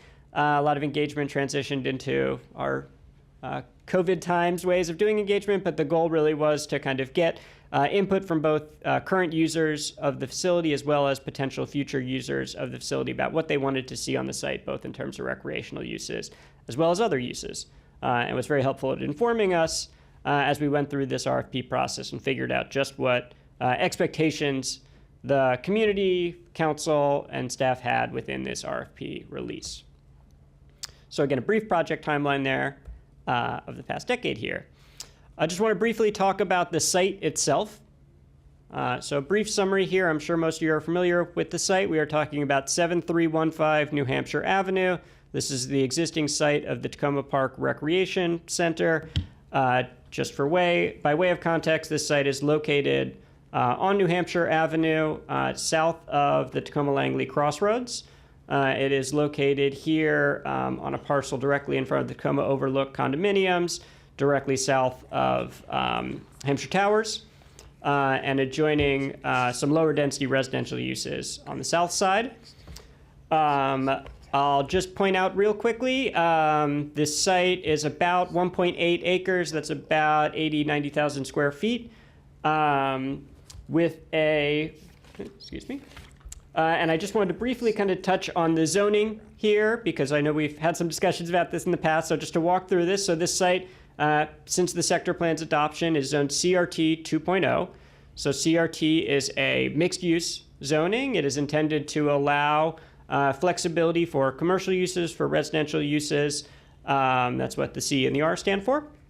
And as you see in the parentheses here, this CRT 2.0 is C2.0, R2.0, H60. And so what that means is both for commercial and residential uses, the by right maximum floor area ratio, so by right maximum developable area is, or excuse me, developable property you could build is 2 times the developable square footage of the site. So here again, we're talking about a site about 75,000 square feet. So that means if you went to the maximum FAR here, you could put about 150,000 square feet, with a few exceptions we'll get to in a little bit here. And the H of 60, that is the height limit that you can by right build on the property. Now I'll just point out some exceptions to that exist. We've talked about the MPDU process and affordable housing. If you offer additional affordability, you are able to both expand density and expand height. In addition, the rec center would be a public facility, and so the square footage you provide at the rec center would also probably allow you to provide additional density, additional height for that. Just point of order, Ira, before you continue. The 60 is a number that's maybe familiar to us, but just in terms of stories, could you tell people what that Sure. So I think you could think of a traditional residential story as about 10 to 12 feet. So you're talking about 5 to 6 stories here. And just pointing out a few of the kind of available by right incentives or non-by right incentives here at the property as well. Briefly, just existing conditions. The existing recreation center includes a basketball gym, a fitness center, several multi-purpose rooms. This facility was built in the 70s and is probably past its lifespan, is what we've both heard from the community as well as from maintenance needs. Just in the past year, we used, I believe, some ARPA funds to do some needed maintenance on this property, including roof repair, HVAC repair, and I believe air filter maintenance as well. So briefly, just wanted to kind of talk about in the context of that some of the strengths and challenges of the site that we currently see as a development opportunity. So a few of the strengths we've kind of touched on here, potentially a great location for future higher density development. You're along a high traffic corridor along a state highway in New Hampshire Avenue. You're relatively close to the Tacoma-Langley Crossroads as well as the future Purple Line development. Due to the sector plan, the site does have adequate zoning to allow for higher density development, as well as 2 large neighboring parcels that already have quite a bit of density in the Tacoma Overlook and Hampshire Towers properties. And then the other kind of big strength here is the city has site control of the property, right? So we have a say in what happens here. Some of the challenges for this site, and maybe I'll go quickly back to actually the site map so we can talk about a few of these. Vehicular and pedestrian access, as you can see, the only access point to the site currently is actually through an easement on the Tacoma Overlook property, and there's no direct access from the site itself onto New Hampshire Avenue, as well as not the easiest pedestrian access to the site at the moment. Site topography also is a bit of a challenge for this site. You have some pretty severe runoffs on this site that might impact kind of the full developable square footage of the site itself. And then in addition, just 2 more that, again, we can get into a little bit here as we go further. One is obviously the recreation center needs. So this site is not available for full development of whatever someone wants to do. There would need to be a replacement facility for the recreation center as a portion of any development. And lastly, I'll just point out the local housing market provides some unique challenges. I know we've talked about this a little bit in the past. We have rent stabilization. What rent stabilization means is that, or doesn't have to mean, but what it tends to mean is that some of the market rate rent returns you can get here are lower than you might get for comparable properties, and something that a developer certainly will have to consider when they would put in a proposal. So just want to walk through all of that real quickly and then talk about the RFP process itself as well as the RFP responses that we received. So again, just a brief overview here. The RFP itself, RFP HCD 2022-10, was released on October 27th of 2022. It was open for approximately 90 days. We conducted a site visit in November on the site for any interested parties, and the RFP itself closed in January of 2023. The explicit intent of the RFP offering was fourfold. Firstly, a replacement facility for recreation services. Secondly, increased development along the New Hampshire Avenue corridor. Thirdly, increased revenue generation for the city. And fourth, temporary and permanent job creation opportunities for city residents. Within that broad intent, the city also identified some explicit requirements for the future recreation facility that would be built. These were based on work with both the Department of Recreation as well as input received from community engagement throughout this process.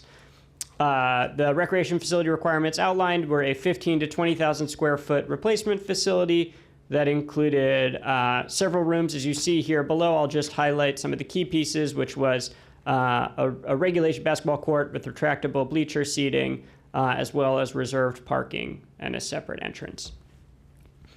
And then lastly here, I just wanted to point out some of the evaluation criteria that per the RFP staff looked at when evaluating responses.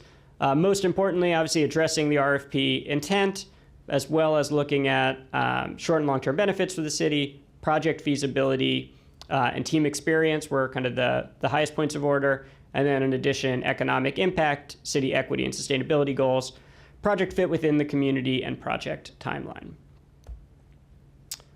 So as I think previously mentioned, or maybe alluded to, we did receive two responses by the January 19th deadline, and we will review kind of the concept designs and teams for both of those proposals here. So the first response was entitled the Crossroads Recreation Center and Senior Housing Project. The team lead for this project is Mission First Housing. You see a rendering here, a concept rendering. The concept summary, this is a 5-story building with approximately 110, 120 units of senior affordable housing over a recreation center and underground parking with a pretty fairly traditional project timeline that you see here below. Here's a quick site plan that you can see, as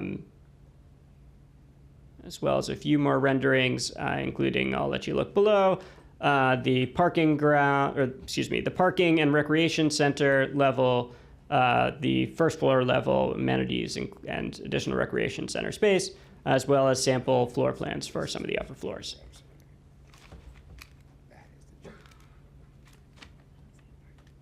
And then to touch on the team experience for Team 1, again, the lead developer is Mission First Housing Development Corporation. Excuse me, I have too many things to cycle through here.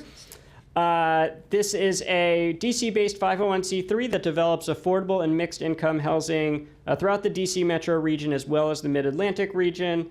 They currently have 4,000 units of housing in a pipeline of additional 500 units.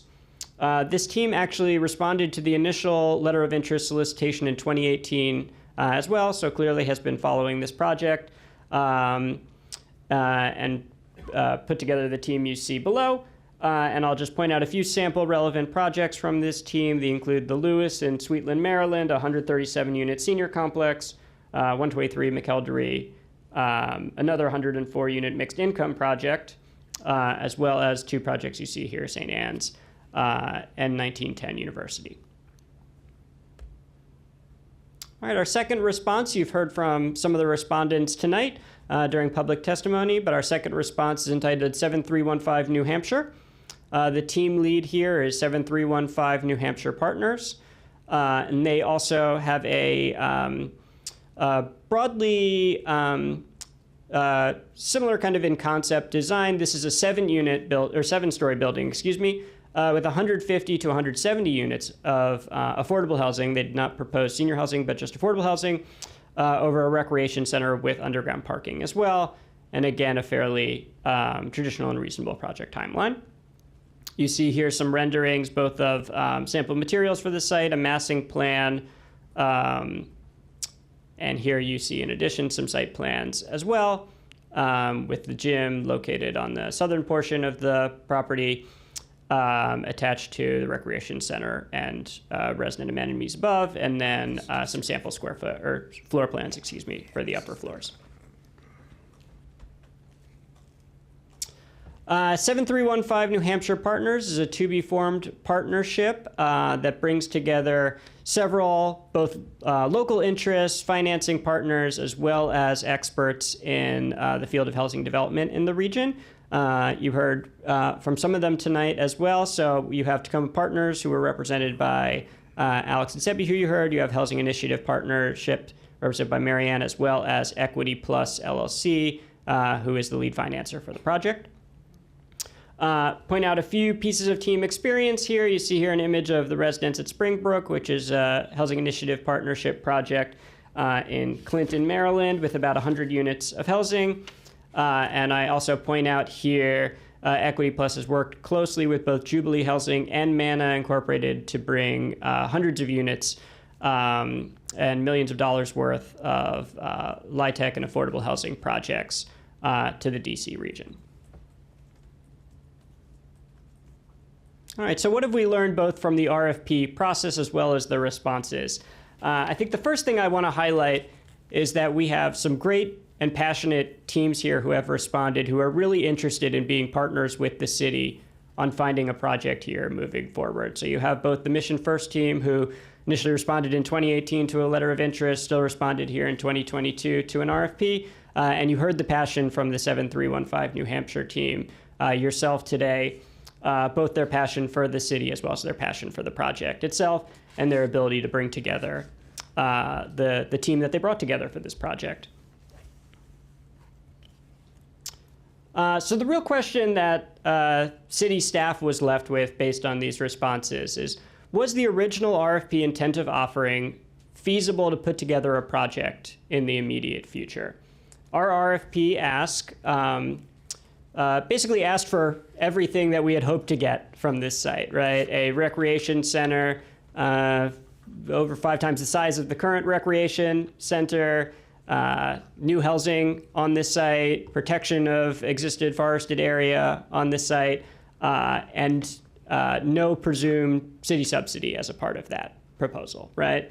And really the thought process was that, the hope is that private development on the site can fully pay for a new recreation center and all the facilities we want. And I think what the conclusion we've come to as a staff, both from these projects and from the process, is that, there is a roadmap towards that kind of project, and there's some steps that we can take here in the near future to keep advancing that roadmap. But it's going to take some time here. This is not a kind of, 24 months and we're in the ground type of project. This is going to take some time to address some of the site deficiencies that we've identified and project efficiencies that we've identified through this process. So just real briefly, I kind of want to talk in a broad sense about kind of some of those project constraints and how we plan to address them here over the next 6 to 12 months here. So here you see a very grainy, zoomed in image of the site.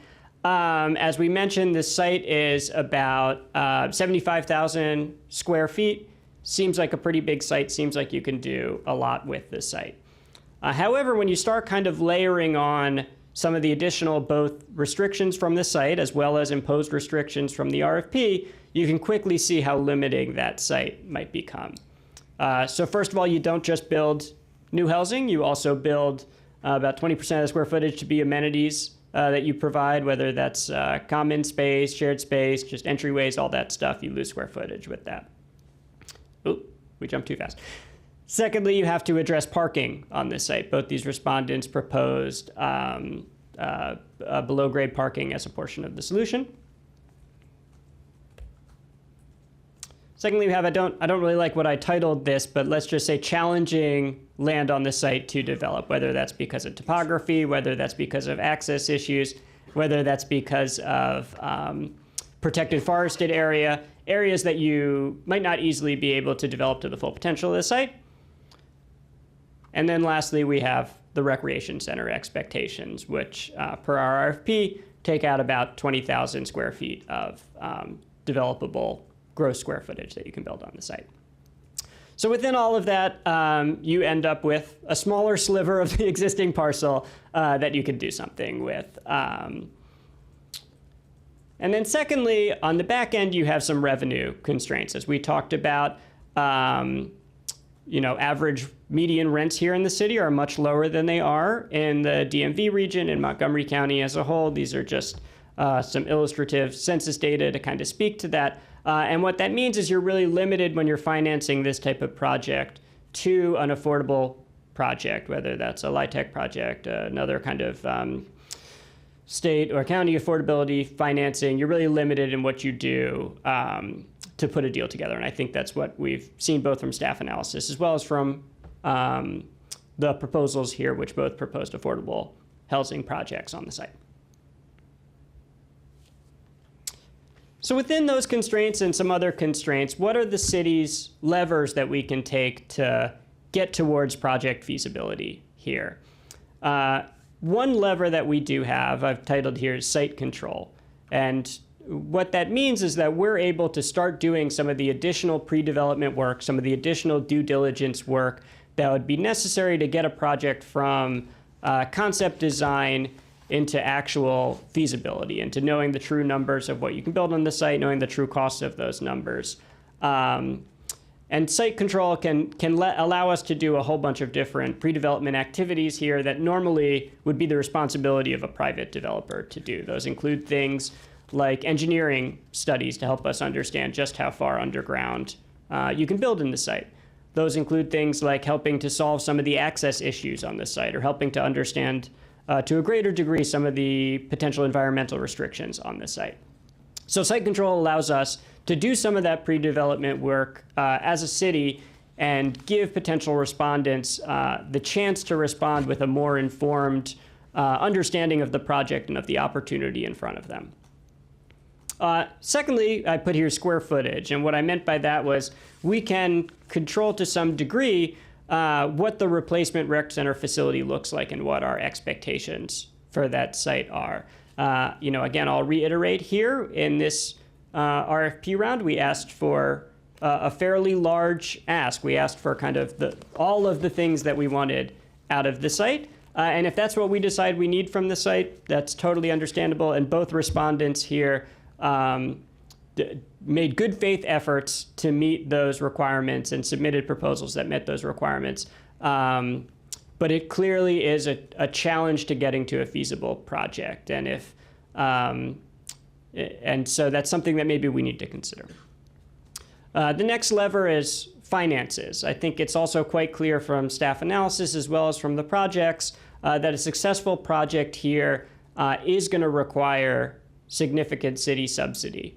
And I think you as a council, we as staff, we as a community can have a further discussion about what's that commitment or what's that scale of commitment that we are willing to make to a project to ensure project success. Then the other levers that we can bring here, technical expertise, both from staff as well as from outside parties, as well as bringing other partners to the table. So keeping momentum, how do we move forward here, keeping the project momentum and keeping partners engaged in the process? How do we get from the site as it is to some of the great both concept plans that we've seen throughout the years, as well as some of the great proposals that you saw here tonight? Firstly, we can, as a city, commit to progressing some of these site pre-development activities, doing some of the due diligence work that allows respondents to get from proposals that meet the RFP intent to proposals that both meet the RFP intent and are feasible and financeable and have a higher degree likelihood of being able to move forward. Secondly, we can expand staff capacity. And how we can do both of these, just to touch on it briefly, because I'm realizing it's not another point here, is the city does have currently funding from the state of Maryland for pre-development activities on this site. We have funding to spend. It is not general fund money. It's a grant that we have from the state of Maryland. And we as staff feel confident in identifying what those pre-development activities are with that funding that allows us to do some additional due diligence work here over the next 12 months. Since this is our site, we can do that due diligence work and provide that to development partners to ensure that we get fully feasible projects. And in addition, we can start facilitating additional conversations on those project expectation levers that I discussed earlier, whether that's the needs for the rec center and rec center square footage or rec center uses, or whether that's additional financial commitments that the city's willing to make. We can facilitate those conversations here moving forward so we can give respondents moving forward here a clear picture of what the city needs and what the city is offering as a partner in this process.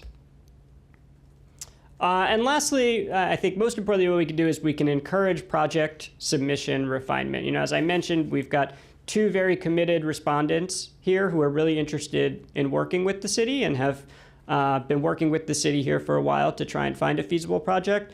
And I think we want to continue working with both those and other interested parties to find what we can do and what the private market can do to get to a feasible project or get to a project that we'd feel comfortable moving forward with. So I'll pause there for any questions. And yeah, look forward to continuing the conversation too as we move forward. Great. Thank you so much, Acting Director Keller. This is extremely, extremely helpful. And to a large part kind of takes us back to those letter of intent days where there were lots of proposals, but one of the main challenges that we heard time and time again is you may not be able to get every single thing that you want on this site. And so I think that it's going to be critically important that we have some conversations across the dais do a little bit more due diligence in order to hone in a little bit more on what's feasible. And I think what you've outlined is a really good approach for trying to facilitate that effort. Council Member Small? Thank you, Mayor. I'd like to begin again by saying that I hold no particularly adverse opinion on either of the previous or at issue RFP responses. I would say, however, some other things, and so I want to do that as quickly as I can so that people don't have to I stake out my position. People will know, and then it's not an issue. The first thing, Ira, if you could help me go back to the page where it says Section 2, Section 3, where you had the blocks. It was maybe third or fourth page in before that. That one, go that, look, there. All right. The first thing is, we talked before about how you got to get us stuff so we can look at it and write all the stuff. Notwithstanding that, if you look at the first two on here, like the intent, offering, and the recreational facility requirements, I'd like to go back in time to the timeline when this was occurring. I would like to discuss things that people would normally call a pink elephant without discussing those things. And I'd say that I thought in my analysis of this RFP that it was limited in its construction itself with regard to how it might answer some of these intractable issues. Particularly, I'm more concerned about the grade itself, the parking issues, and whatnot. I again will reiterate that I am less concerned about the trees that are there because of the proximity to abject pollution, and so they don't really grow. I'd reiterate that this is exactly across the street from my house. And I've lived in my house for approximately 20 years. So I've seen every possible thing people have said about this. And none of them have ever really addressed the technical complexities of the actual site and the proper incentives associated with getting the site built. I would say those things because it is impossible to do this in this area in any other way than the majority of people do it, unless you are going to take some sort of abject flyer in the explicit language of your RFP that says we want a collective impact design, or we want a design that has, I don't know, maybe a sports tourism angle, since we have revenue issues. Or even any number of other things that would make it so that innovative developers could do innovative things. And I know this is possible because I've gotten such things done, yada, yada, yada. We've talked about this. I think the second thing that I would like to just say, whatever happens here, because this is across the street from my house and I got two jocks in my house and they spend all their time there and they're friends with the kids that live in those buildings and they don't have a place to play otherwise. I am infinitely interested in this moving with some alacrity. And I believe that it can be moved with some alacrity, regardless of perceived notions on timelines. I know that that's possible because I actually know that that's possible. So I would revert back to some of the drafting associated with this, and I'd like to know that you weren't here when a lot of this went down, and also that there are people who aren't here that were here when a lot of this went down. The second thing I'd like for you to go to, if you could go to the second, I think it's the second to last page you had, where there was a number 4 on it.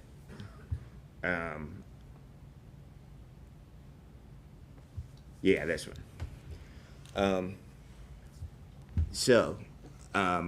I think that one of the other things here that the developer teams were up against is the COVID/turnover council issues. And so I don't want to disparage anyone or besmirch anybody's designs or anything like that, because they look like they should look. The renderings look like they should look. I would have anticipated charrettes, that kind of thing.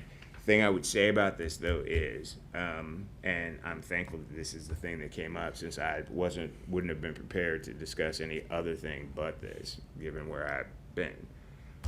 Is there was some conversation about the procurement of the green space that contains the driveway area.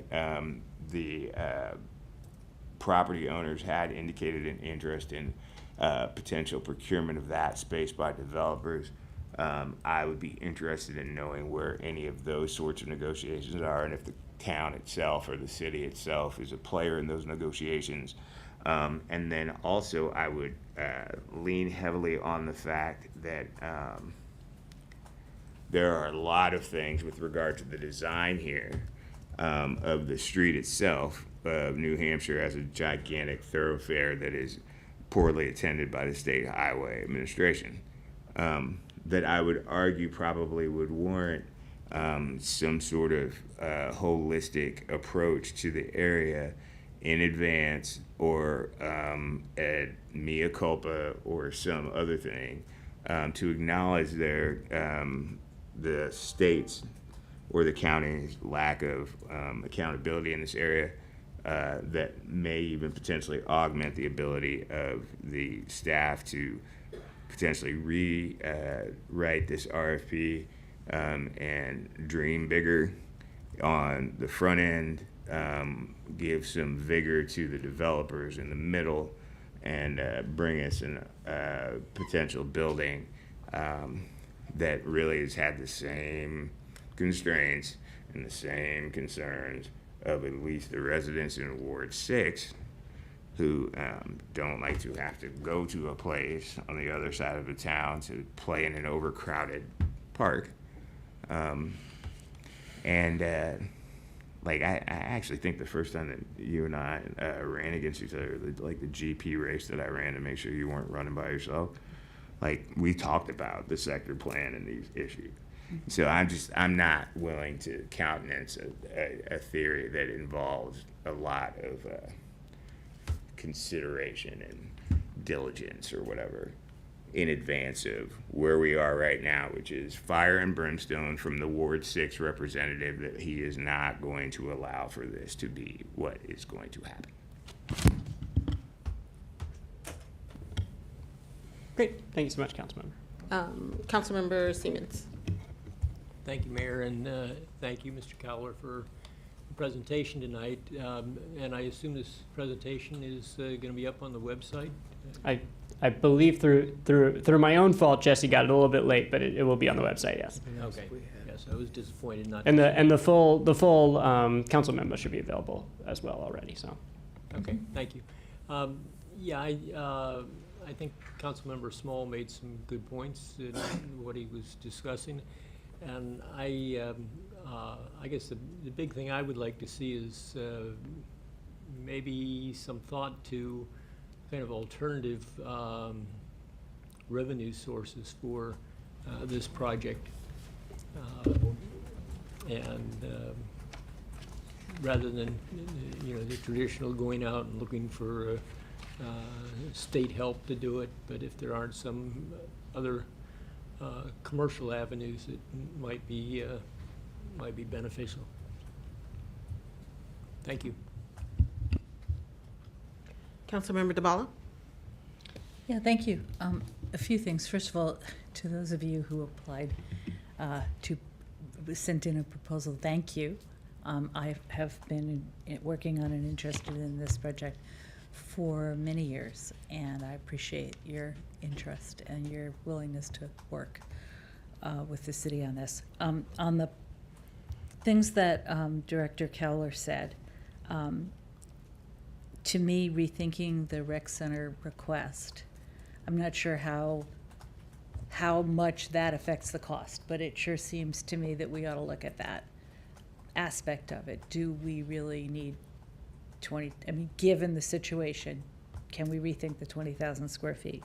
Can we rethink the amount of parking, the additional rooms, et cetera? So that's my first reaction. My second reaction is thank you for explaining the market rate housing to me. I might need a little more information about reactions from developers to be convinced that that's a complete dead end as you've presented it. I support what Councilmember Siemens and Small said about their suggestions, and I wonder why we haven't heard anybody proposing a little bit of local retail as part of a development. There's got to be a reason for it. I just don't know what it is. I also would like to know two more things. This is an old facility. We're already racking up costs in fixing it up. So if we move more slowly in order to do these pre-engineering studies, that makes a great deal of sense. Take that burden off the developers, give everybody more information.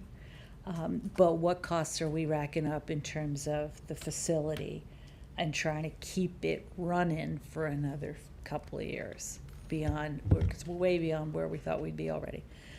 So that's a question. And last, on the zoning, I think I heard you say this, that the zoning presented here is the maximum by right, and the only variance is the MPD use, and anything more than that is asking for a change in the property zoning, which I wouldn't want to necessarily go there. I just want to make sure I got that right. Sure. So let me just address a few pieces real quick. Appreciate the comments. I think just one thing I would really like to note here is that the critical takeaway for me is that I don't think we're necessarily slowing down any process here, right? I think what we've learned from these responses, or what I've learned from these responses, is that we've got some passionate people who are really interested in working with us to create a project. And I think that the runway for that is maybe not, hey, we're going to be ready to go in, X amount of time, right? There's some refinement that needs to be done both in the due diligence for the site itself. There's some refinement that needs to be done in the project. And that's from both responses we received, as well as from other folks who we've had conversations with throughout the open process, right? And so really, the pre-development work that we're proposing to do here over the next 6 months to a year is something that would have to happen regardless of what happened during this stage in the process right now to move forward. The advantage that we have here is that we have site control, and so we can do some of that work, right? We don't have to guess about what's underground. We could actually do some studies to confirm what's underground and provide that information to parties so that they can, see if from their expert perspective there's a feasible project. Just to touch a slight distinction to what you said on the zoning piece, I think the other piece that I added is that there is also I'm going to use language incorrectly that my planning team can correct me on tomorrow, but there's also an allowance for public facility square footage within zoning, right? So the recreation center square footage also would probably, again, I don't work for county zoning, but my guess would be that would also allow you to add additional square footage and potentially additional height as well onto your project. The only other thing I wanted to bring up was the question of staff capacity, which I totally understand, but what I wasn't clear on was, are you talking about filling existing vacancies because of all the various actings that we have, or are you talking about bringing on an intern, or do you not know yet what you're proposing? Because I totally understand that that's a limitation here. Yeah, I think a little bit of both, quite honestly, right? We certainly have some staff capacity to address, but I also think we see an opportunity to bring on some expert consultancy as well to help refine projects and Do we work have, somewhere. I don't want to know who, but do we have anybody in mind? Are those kinds of people out there readily available, or would this, again, be a delay that we would then have to patch No, up I the mean, I roof again? think, yeah, I there's not necessarily someone specific, but also I don't think there's a delay here in identifying. Okay, those. great, thank you. Thank you for the excellent presentation, and again, thank you for the proposals. Councilmember Gibson? Yes, well, this is new to me, and perhaps I should have been following it. And this is a big deal. And when you mentioned, I don't know whether you said extended, but city subsidies required, I obviously am paying attention, given our budget situation. And so I'm paying more attention. I guess I'm trying to get a sense of what our city's experience is in managing a project like this. I'm aware of, we have a library project which is having some difficulties right now. We had this building itself, but do we have experience doing whatever this kind of project requires? Public, private. We've got tell me, the management would presumably be not us, I'm guessing, but how would this project be managed? You've got a public facility for recreation, you've got housing units for presumably either seniors, affordable housing, maybe some sort of combination. So the two questions are, what is the management of this property? What would it look like? And do we have a good track record of having done that? Sure, and I'm sorry, just for a point of clarification, the management of the project post the construction of a new property here and operation of a rec center, or the management of the development process to get to that point? We manage the development with a contractor, but after it's built, I guess is what I'm talking about. Sure, yeah. So I think there's this would be certainly a unique project for this city. This kind of public-private partnership ownership. It's not necessarily a unique structure nationwide. There's plenty of examples of buildings that have both public uses and private uses. I think there's plenty of different avenues that can happen. You can condo out the public use itself, so it's an entirely different, quote unquote property. You can lease that property in perpetuity for $1 a year. You can do whatever you need to do. There's lots of different options. I think as far as this particular RFP process went, we didn't necessarily get into those details. We asked respondents to come up with proposals for us of how that would work in their vision and their financing structure. But that was something we anticipated kind of working on as the process went further and a partner was identified.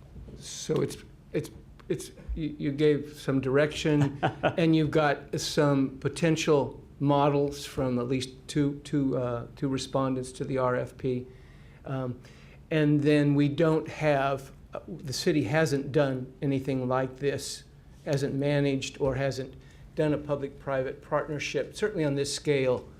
Or correct me if I'm wrong. Yeah, not to my knowledge. This would be both a fairly sizable development project itself, right? We're talking, right. At a minimum a $50 billion development project, probably, right, somewhere in that 50 range. 50 mil, okay. And right, a marriage after the fact as to how we work together. So I'll just two final things. One is the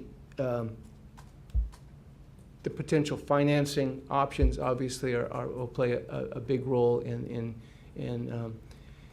our approval and going forward. And I just, I'll put on my green cap. It almost looks as if the hillside with the trees is seen as a liability. The gentleman talked about our environment. It's a great potential. I don't see in the plans, of course they weren't that detailed enough, how those trees that slope actually could be integrated in a positive way as a strength rather than as a liability. It seems like it's a missed opportunity for us to use that, and it could be used for recreation. But anyhow, thank you. Councilmember Siemens. Thank you, Mayor. I appreciate you giving me a second shot at this. But I just wanted to make it clear after hearing some of the other comments that I am resolutely opposed to downsizing the size of recreation space, especially in light of the amount of use this facility has had in the past and the growing population and the growing dynamics of this neighborhood. I think it's important that we not sell ourselves short for the future and kind of hang on to what we can reasonably do. And again, I think there are ways to finance this. If we were able to acquire a little additional property to make it a more feasible project for developer, that might be a good alternative. But thank you. Councilmember Fulcher. You said that that Mission First Housing responded in 2018 to a similar. Yeah, so in 2018, the city released a letter of interest. It was not as detailed as this RFP, so it didn't ask for kind of development modeling. It didn't ask for concept plans. It asked for who are you, who are your credentials, what do you want to do here, what do you think can be done here, right? Okay. So that was the kind of response. I was wondering how 2018 was different from this one, and so Sure. I'm hearing more of a letter of intent. The funding that you said that you think we have available to start doing some of the earlier stuff, Sure. would that require a match from the city, or is that funding that we have? Okay. Nope, that's funding that's been awarded. And then are you thinking at this point there's I don't want to see the recreation park get smaller. Are you thinking that the housing area needs to get any smaller, or? Yeah, to be clear, all I was trying to do specifically with this slide here was just kind of lay out what are the potential levers that the city has available to us within kind of working towards a feasible project, right? So I certainly think there are deeper conversations about that. I think one thing I'll say, is that I won't speak for the rec department, but I think, there's square footage and there's uses, right? And so I think that for me personally, the question is, what are the uses that we're asking for from the recreation facility, and how can we best get those uses themselves? And and how are both we and respondents going to work with the community to ensure that it's not just X amount of square feet, but the right uses in the design of the square feet. Okay. And I do understand what you're saying about the environmental, the trees that are nearby, that it's not that we don't value them, it's that it makes it makes it harder to make it profitable if we're asking private companies to put their money forth on this project, right? Because there's not as much space that they're going to be able to develop, because we do value some of that environmental stuff. And that, like, the back of that parking lot, how, there's like a giant wall there, that it is a complicated, not huge piece of land. I would not be excited to be in charge of developing that. So thank you for working on that. I mean, it's a complicated little piece of land that we are asking a lot of, and that is really important to the city. So thank you, and thank you to everybody who's gonna respond, who has and will respond to the RFP. Councilmember DeBala? Yeah, thank you. Two things. I didn't mention it. The city has some housing reserve money, but we are talking several orders of magnitude difference, if I'm hearing you correctly, between the gap at the moment and the kind of money that the city has already saved for contributing to projects such as this. Yeah, that's Yeah, our and staff so analysis, yes. I see a housing reserve sized contribution as possible, but I don't see millions of dollars as possible. I also wanted to clarify what I said about the rec center. I thought I heard you say that what we asked for is several, not double, but several times larger in square footage than what we have there now.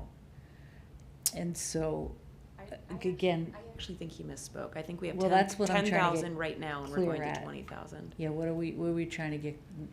So we would like to know that. We'd like to get Yes. clear on that in order to consider whether a less square feet would, number one, I said, does it affect the cost enough to be a factor? It seems like it might, but let's check. Yeah, it says the recreation center operates from an approximately 10,000 square foot, one-story structure. That sounds more like it to And then me. it says here that the RFP from 2020 asked for 15 to 18 square foot recreation center.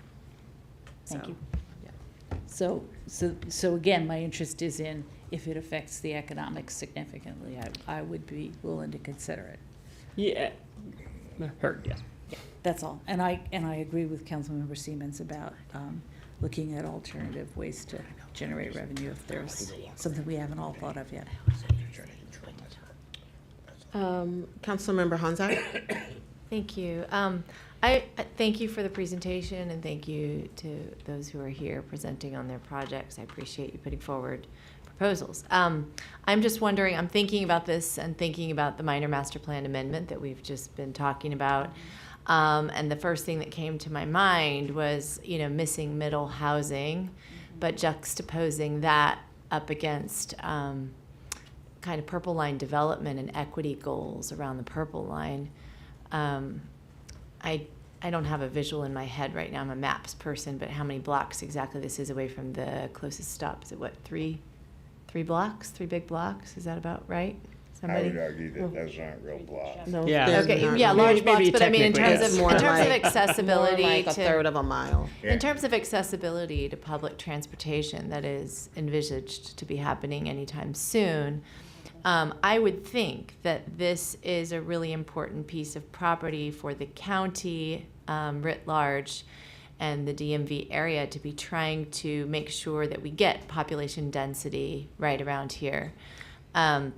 And so I'm wondering to what degree you feel like you've already been able to leverage, or those proposals that have been put forward are considering leveraging county dollars as inputs to this, because there's all sorts of planning going on around equity issues and making sure that the housing that gets developed around here, and presumably the recreation opportunities that will thereby be available to the new residents that will be moving in, not on Tacoma Park property, but wanting to use the recreation facility. So that gets to sort of the other half of this question, which is, can we get more funding from the county?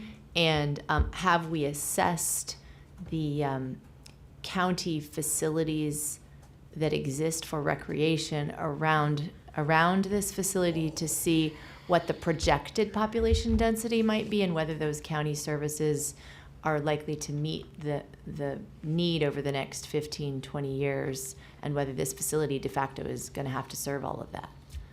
Do we have any numbers on that anybody's given us for recreation or? Yeah. So I will say, if you take a look at the Tacoma Langley sector plan, this rec center was actually called out explicitly because there are very few recreation services in that area. You have the, I think there's one on the PG side, is quite small, and then ours. And so it was very clear back in 2012 that there was a desperate need for ensuring that there was some aspect of recreation services that would be made available in the Tacoma Langley Crossroads area in order to ensure that the youth would have access to those types of amenities that didn't exist.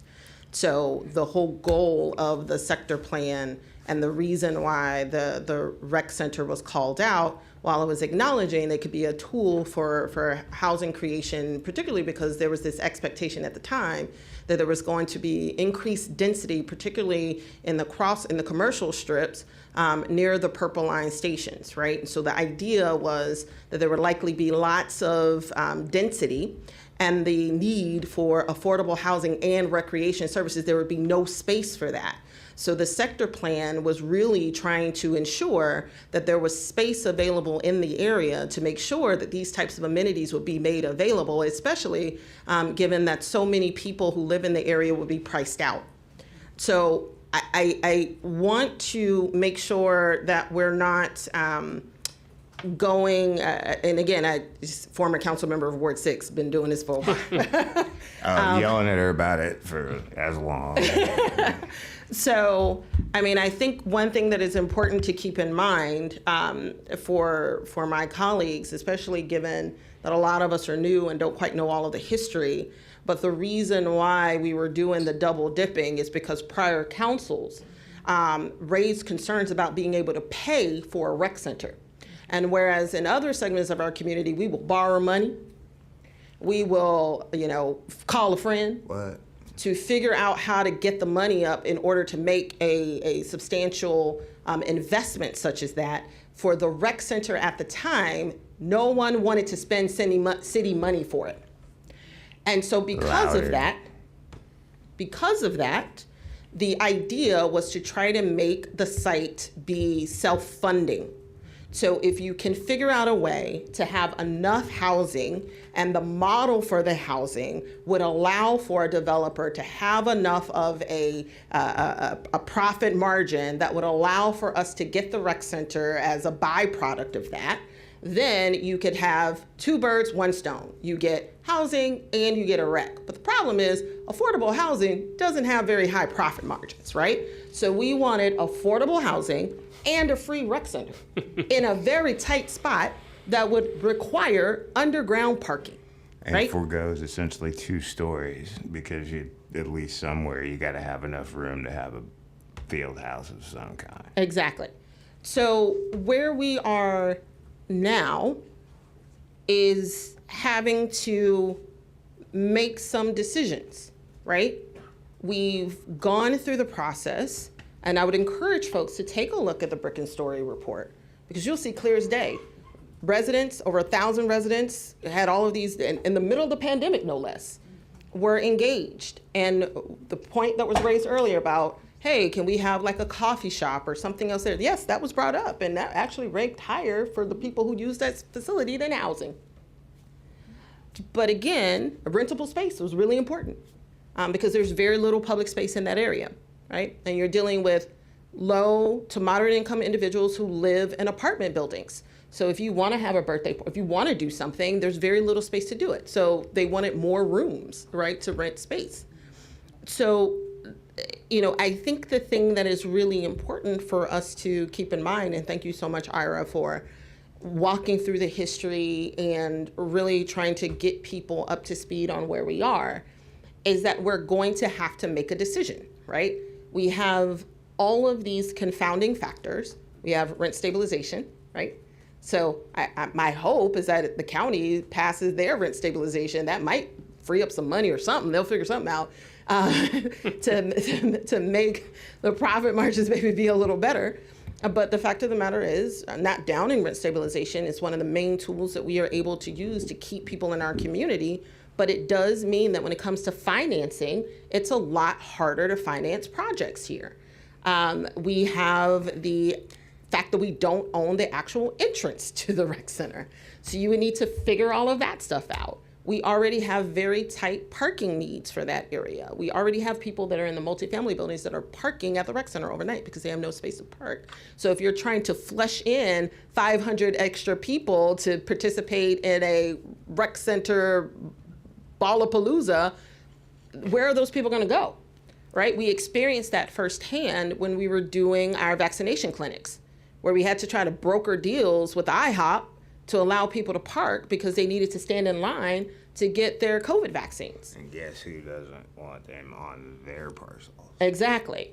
So this is a very complex site, and we want a lot. And there's some pre-development work that I agree with Mr. Keller that if we were to do, could actually kind of help inform some of that decision making. If we check into the possibility of underground parking and it's a no-go, well, that tells you something, right? And that tells you what some of the capabilities are for what the capacity levels are for the site, which may make us make some realistic decisions around what may actually be feasible and could potentially tweak our demands such that it would be a little easier to get something done.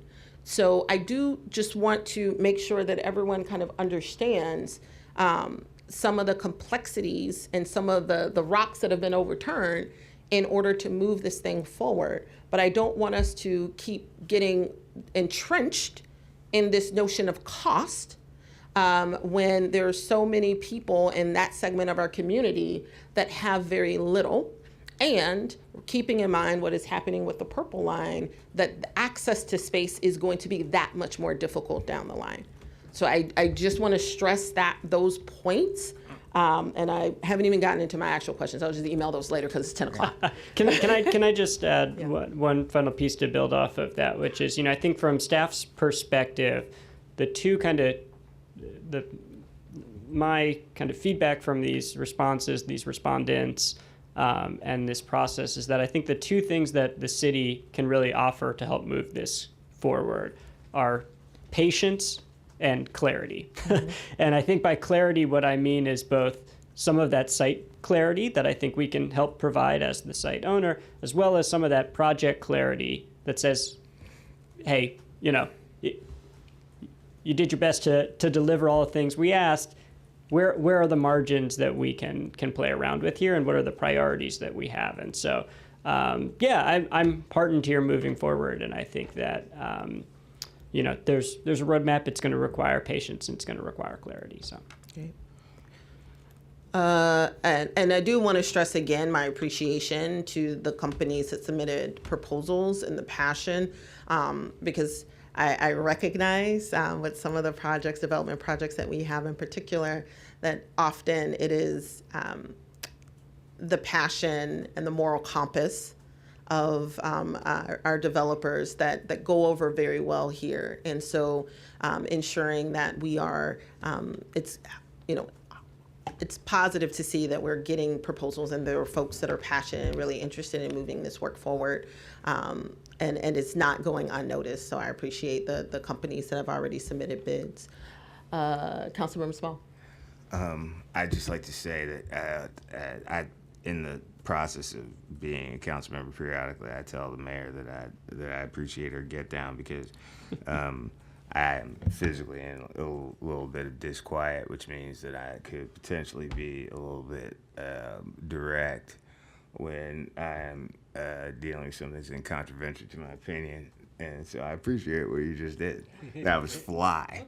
Nonetheless, I do have a couple of things to say. And the first one is that I did want to reiterate to both the attendees and the other bid that I tremendously appreciate the efforts. I understand the presuppositions associated with building affordable housing and the efforts to maximize the space in that regard. But I would say two things.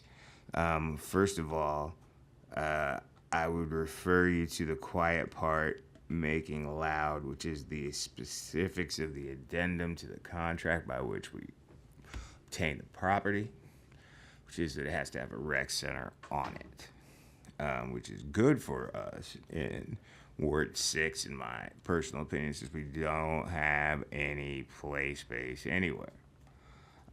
I would argue that a legitimate series of documents or processes, including economic development study for alternate forms of economic development in the area, like potentially sports tourism. What would happen if we controlled that other parcel and made a larger field house that was therefore specifically in line with the addendum to the contract by which we got the parcel, and or might induce a different set of actors into play, licensing or otherwise. There are a lot of very big and pretty buildings that are going up all over the place, St. James's everywhere, to provide both of these options. And so, and I know that there are other actors in both the recreation space and the economic development, affordable housing space that just don't seem to have wanted to play here. I think some of that is the timing also, not only of COVID, but the shenanigans of some of the residents in different wards and how they may have affected what ought to have been a legitimate process to get a rec center by doing any sort of number of bait and switches or hide the ball or whatever else, or not in my backyard type activities. I'd like to reiterate that we don't mind that sort of thing because we already have it. But what we do need is a rec center. Thank you. Councilmember Siemens? Thank you again, Mayor. You know, many of my friends here in Tacoma Park are here because of rent stabilization. It is certainly a big factor of what makes this community so diverse, financially diverse. You know, my peeps need recreation space too, though. And so I don't want to see us give away the rent stabilization to help to finance for something that is deserved in the community. At the same time, I appreciate your concern of how do we build this thing with those dynamics. And so I think it behooves this council to figure out how you do it and how we come up with the money to accomplish that.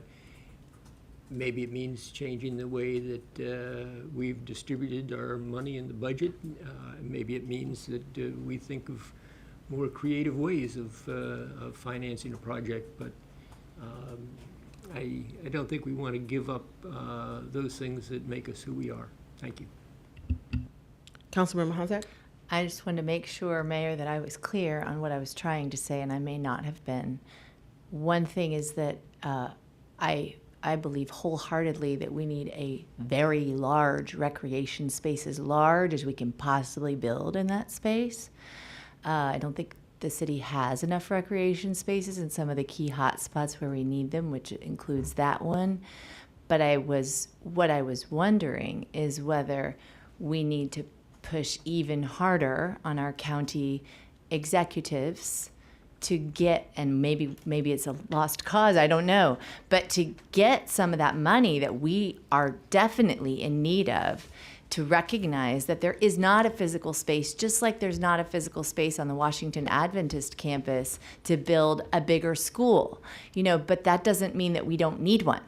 So are we not entitled, based on density numbers and projected density numbers, to the dollars that should be affiliated to those kinds of projects, particularly knowing that right now we can't absorb the capacity that's even there now and that might come when we build it. So if those numbers are already gathered or could be gathered, it would be really great for us to be able to demonstrate statistically, using maps and everything, what we expect in terms of what's there now and what the need is. I don't know, somehow I feel we aren't making the case somehow, and I'd be happy to help as council try to figure out a strategy to do that. And I know you guys have put in a lot of effort, and maybe that's just not going to happen, but that was what I was trying to get at. And then the other piece that I was going to say was missing middle, is that we're talking about doing that on the Washington Adventist campus, and letting the Washington Adventist group maybe benefit financially from getting missing middle housing, is this a space, and this is a question for my fellow council members and or staff, is this a space that makes sense to have some missing middle housing on top? Or is that already part of the vision? I mean, would that help finance the project, or that's been not?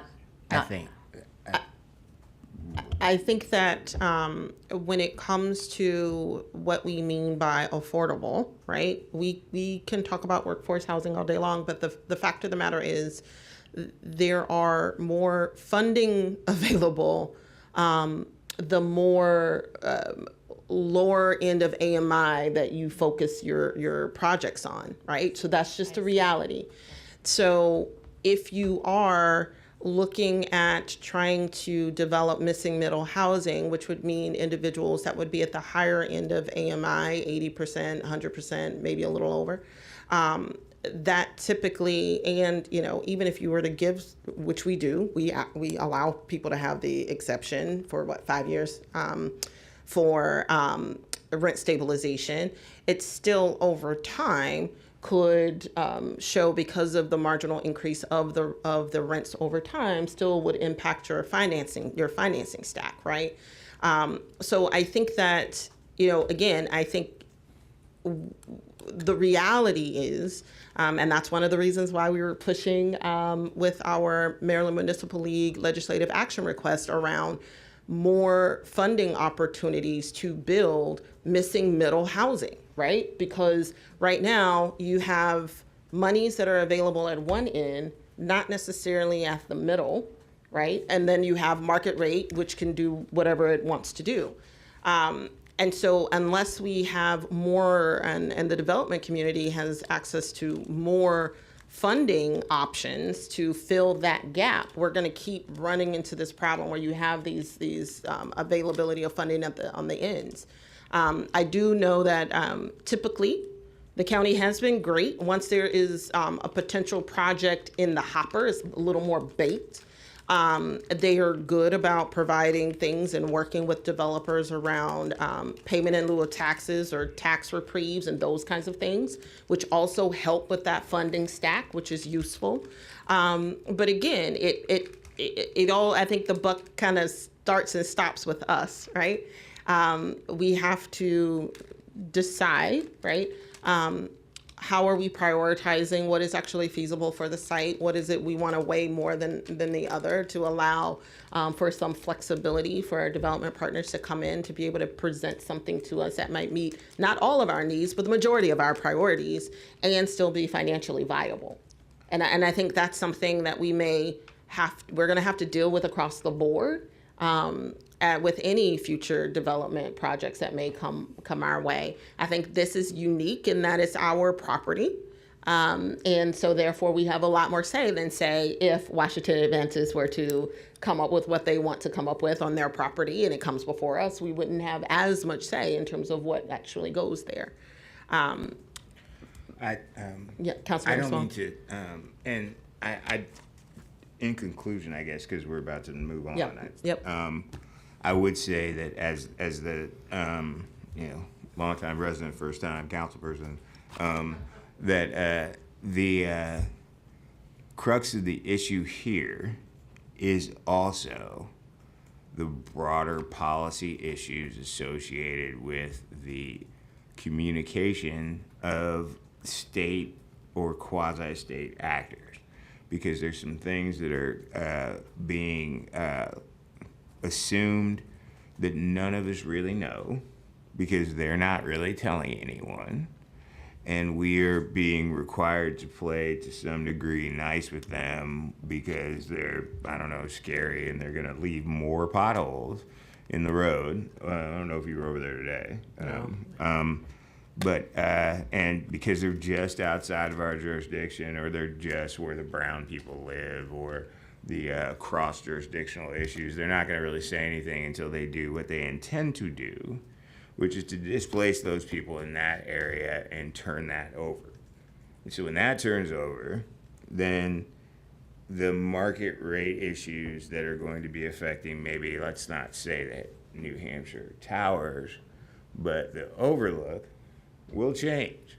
And then some of those people who are renting in the overlook won't get their next rent things because that building is a condo anyway. And the only reason why they have renters in there is because they couldn't fill the condo spaces.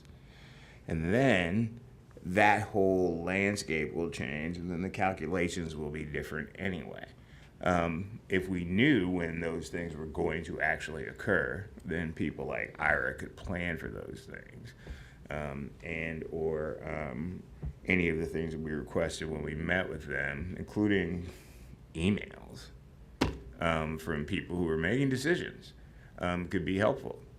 But we did not get those things. I also know that the previous RFP did not take advantage of the profound knowledge of council or the council members in the area or anything like that. And I just like to think that, so we spent all this time listening to voluminous amounts of information from people about their expertise in any number of other things, that the fact that we actually have people who know and care about this area, its diversity, and the needs, and there's an addendum to the contract for the parcel that says recreation, that we would maybe think about that and then kind of build out on opportunities rather than hope like heck that we can get more housing in Ward 6 to then raise the tax base. Yeah. Councilmember Gibson? Yeah, I just want to follow up on what Councilmember Honzag and then you, Mayor, talked about. So the intent here is for there to be affordable housing, and affordable housing has various ranges from the low end, medium end of AMI. Is it possible or is it not possible to have a mixture of market rate and affordable housing? I mean, I guess I know that that's done in other places, and the requirement, what is it, 12.5% of the county has to affordable housing. What if we made it 50%? I mean, in other words, can there be a mixture with our rent stabilization process that allows for some market rate and some rent stabilized affordable housing? Director Keller, it might be helpful to explain to folks Yes. the exemption piece. Yeah, and I think just to speak broadly, for me, the answer to that question is about what do we, the broad we, want out of the site, and what are the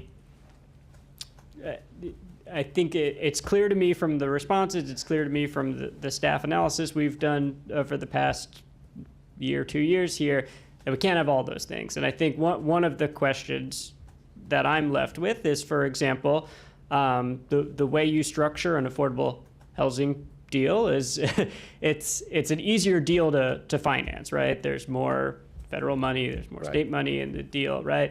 And so if you're asking both for market rate housing that can't access those financing levers, and you're asking for square footage for a recreation site, and you're asking to protect trees, and you're asking for X, Y, and Z thing, it just becomes, the more things you add, the more challenging the project is to activate both on the private market and on the public market, right? So I guess I would just encourage us to think about it again in terms of that clarity question of what are the priorities we have here, understanding, I think, that it's difficult to meet all of those priorities on one property.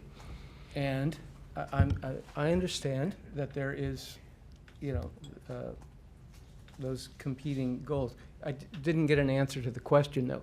Is it potential, in other words, in order to, one of the things is we want to make it sustainable and affordable for this city. To do that, you might have more a certain percentage of market-based rentals. Is that compatible or incompatible with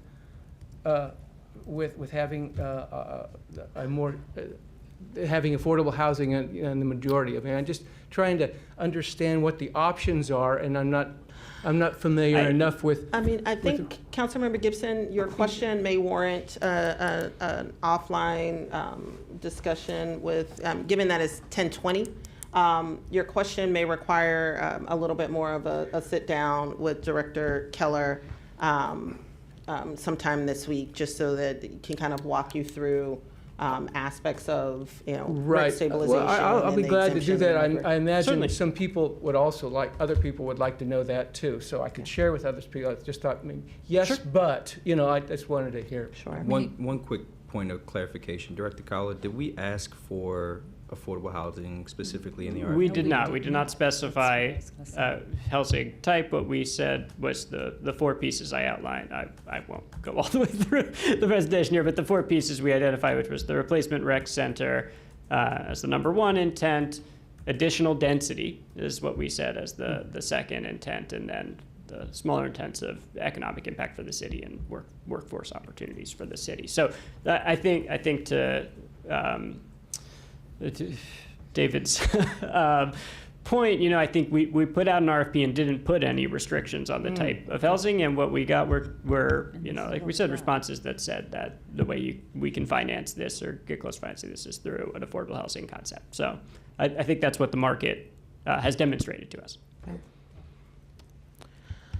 Okay, well, thank you so much. I thought this was going to be a little shorter, but the rec center is something that's really, really, really important to the community. So thank you so much, Acting Director Keller, for your time and all of your team's hard work on this. We really appreciate you. All right, so next up, our final work session for tonight is about the ARPA 5-year spending plan. Thank you, Mayor. For our final work session, we have ARPA Manager Andrew Bolduc, who's going to walk us through the 5-year spending plan as it stands after the FY24 budget process, with a particular focus on unobligated funds, as well as a brief review of staff recommended reallocations to consider for those unobligated funds. And when we're ready, I will turn it over to Andrew to begin the discussion.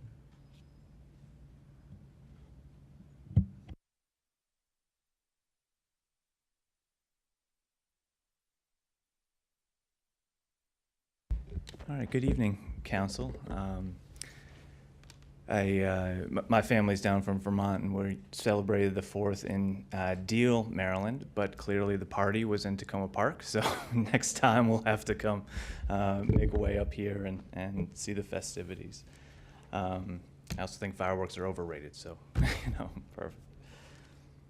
All right, so as Acting Deputy City Manager Eubanks outlined, I'll very concisely going to be talking about sort of what's happened since our last conversation when we were in the midst of FY24 budget planning, talking about specifically what's been obligated already, and what's out there that's unobligated, what's the universe of decision making that's sort of left for council with the city's ARPA funds.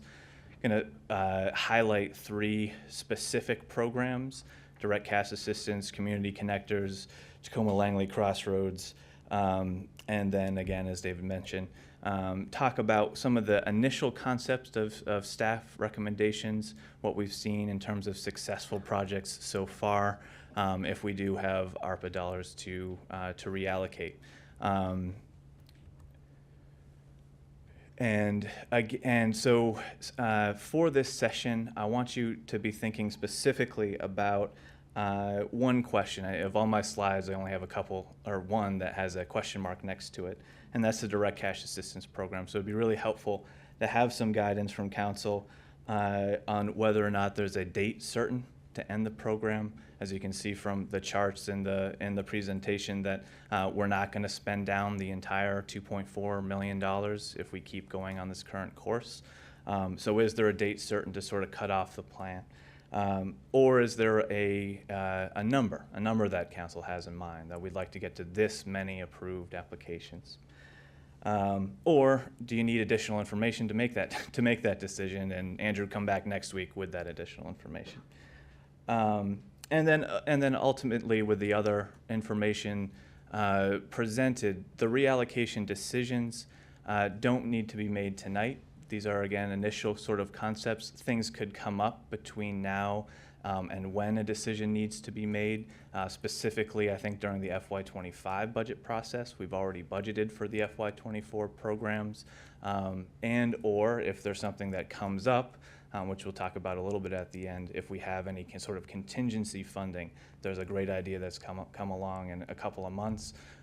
Hey, we've got a little bit of ARPA funds that we can reallocate from this project. Let's talk about that and come forward to you with that. So with that, I had this slide for the FY24 budget presentation, so I won't go through it in too much detail, but just to say that there have been a number of decisions points since the final installments were awarded to the city of Tacoma Park.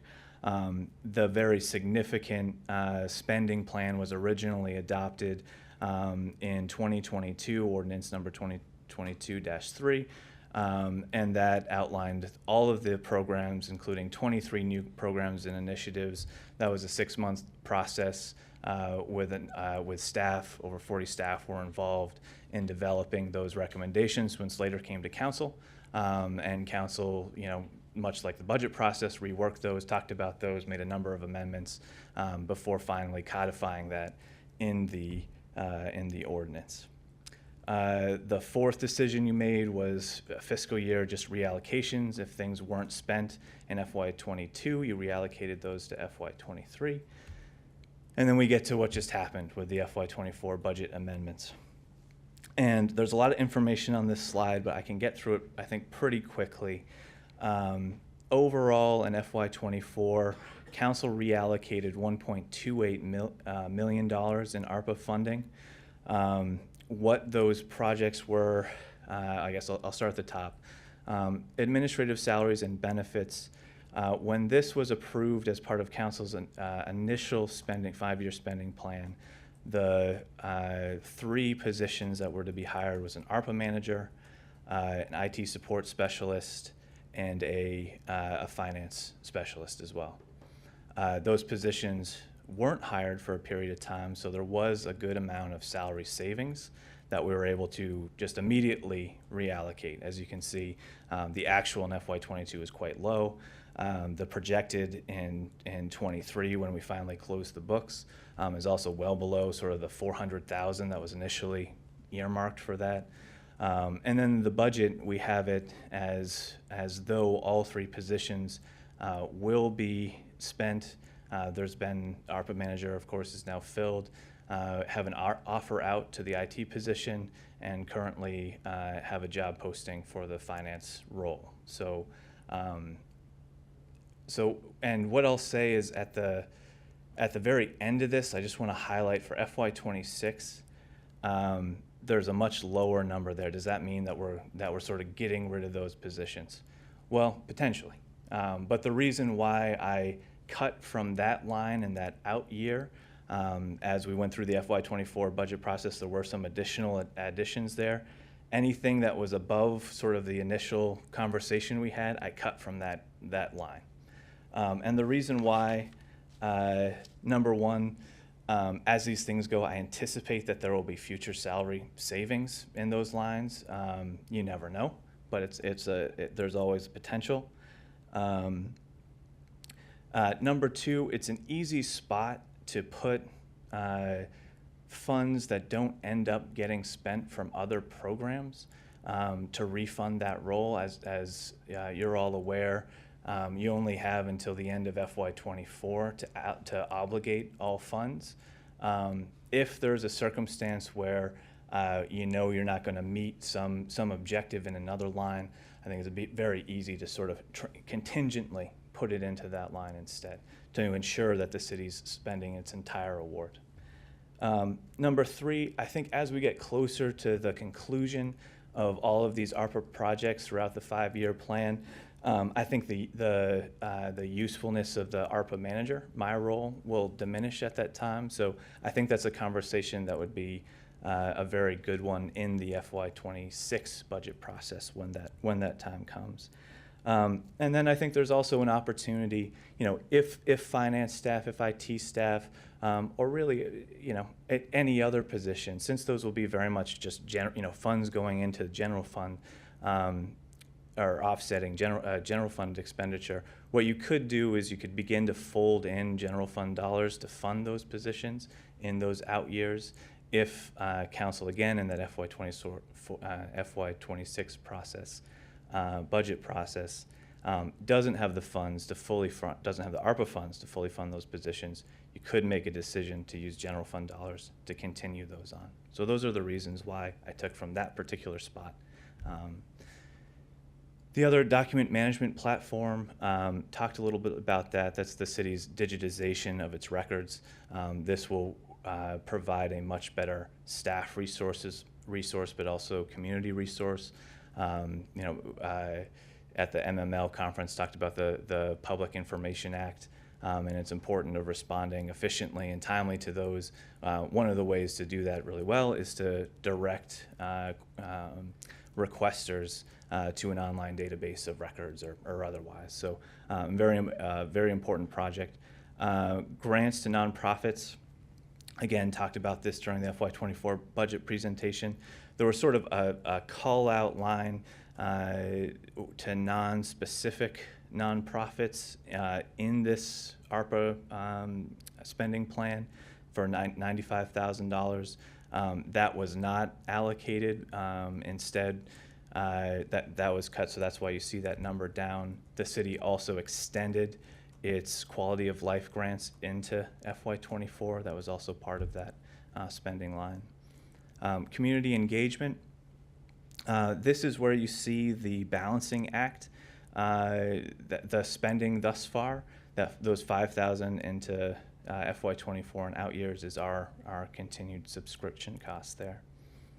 Municipal broadband, talked a little bit more about that later. Premium pay for essential workers, that's a lower number because the standard for which premium pay was going to be allocated, it was a standard, not an actual dollar amount, and so that was the actuals.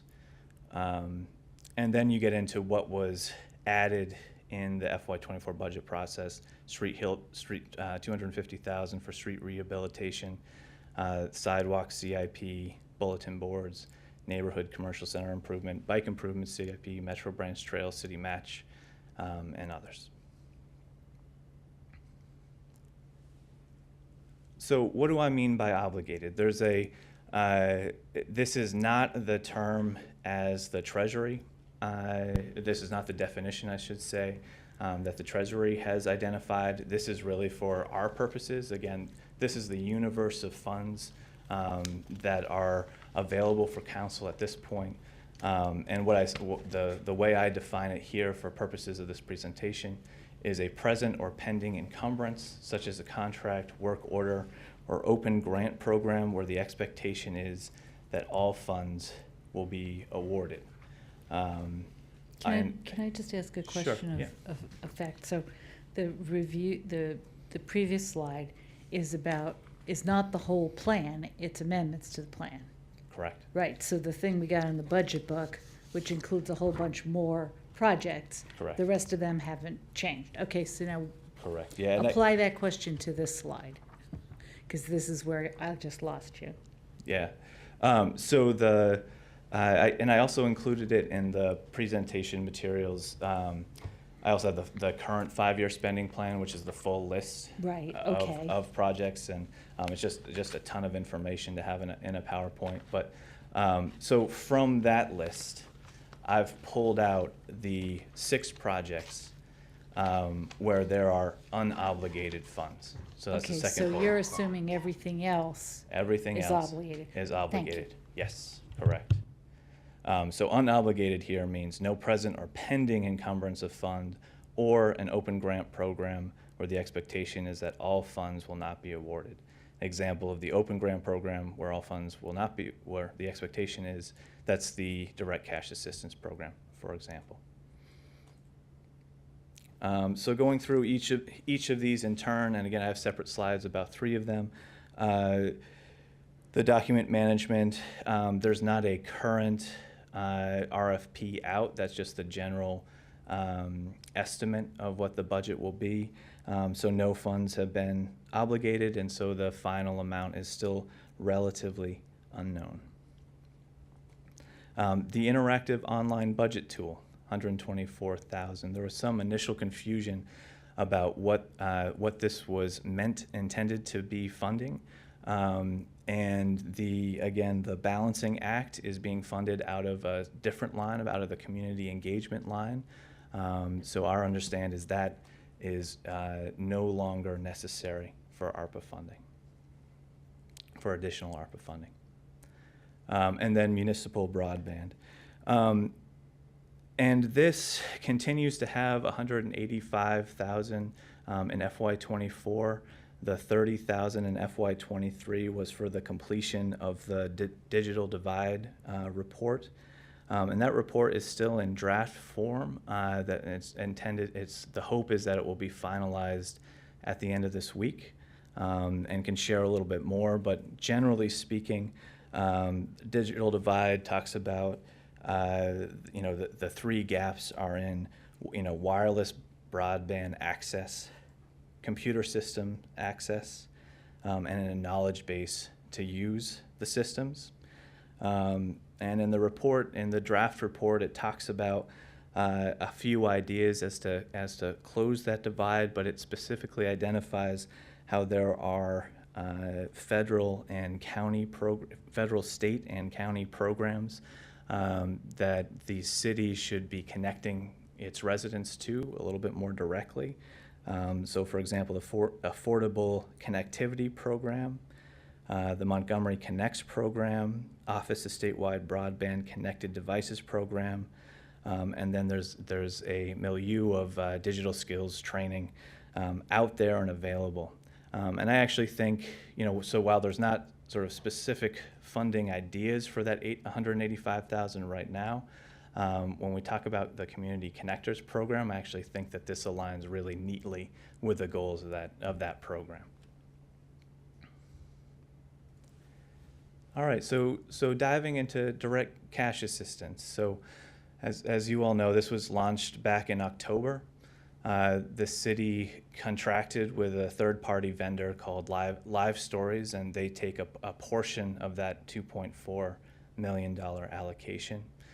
And the public outreach efforts to hear Live Stories talk about it for Tacoma Park have been very extensive. They work with a number of organizations and municipalities, and have said that they have not worked with a municipality that has done more on outreach than the city of Tacoma Park. That doesn't mean that the city's necessarily been successful in it, but from their perspective, they've been very impressed with the outreach efforts that have been conducted so far. And I list a number of what those have been. Overall, it's available on the city's website. There's been 1,360 approved applicants serving those households. And this is the chart I talked about sooner or earlier. The approval rate is very low right now, and there is no way that we will spend down the balance if we continue as is. Here's some demographic data by ward. I think I shared an earlier version of this with a few councilors. And I know Councilor Honzak, you've asked for some sort of demographic data to overlay this. And I unfortunately, I don't have that now. Happy to continue working on getting that. But sort of from what I understand is yes, we've done a great job in Ward 4. Maybe we could be doing better in Ward 5 in terms of in-person events and other outreach there. So here's the slide where it kind of sort of asks you to think about a decision.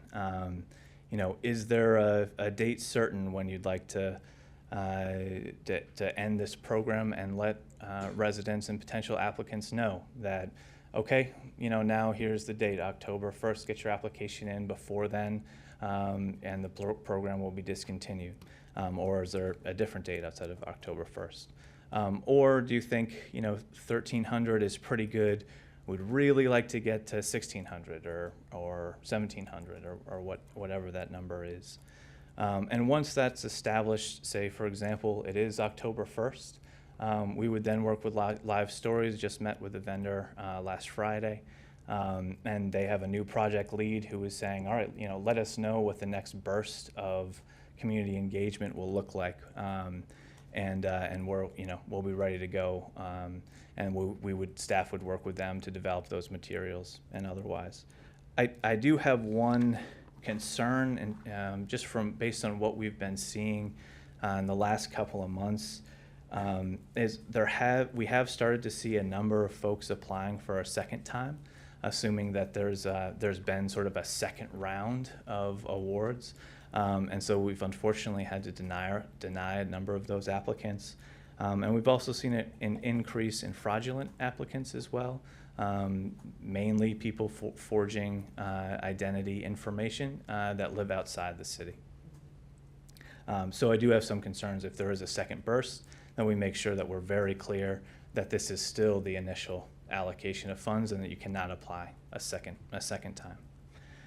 And once we have that date, once we can say, okay, we've done our best efforts, this is the date certain when we're cutting off, or the number certain when the program is going to end, then I think we'll have, maybe that number will only be 300,000 at that point.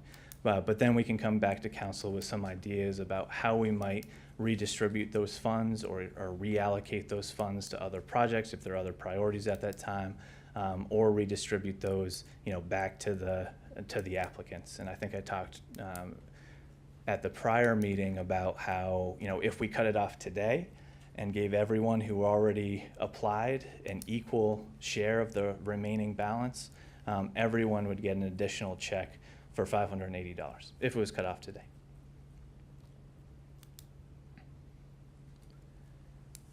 All right, so I guess just a point of order. Do you want to have a conversation about that? Or I would say let's pause because I am seeing a lot of lights. Councilmember Siemens. Thank you, Mayor, and thank you for this presentation up to this point. It's interesting, and as far as the direct cash assistance goes, I think it's great what we've been able to accomplish. I'm hopeful that we can accomplish more, and I would support a cutoff date of December 31st to give it the rest of the year, not allocating money in a different way than what we've been doing.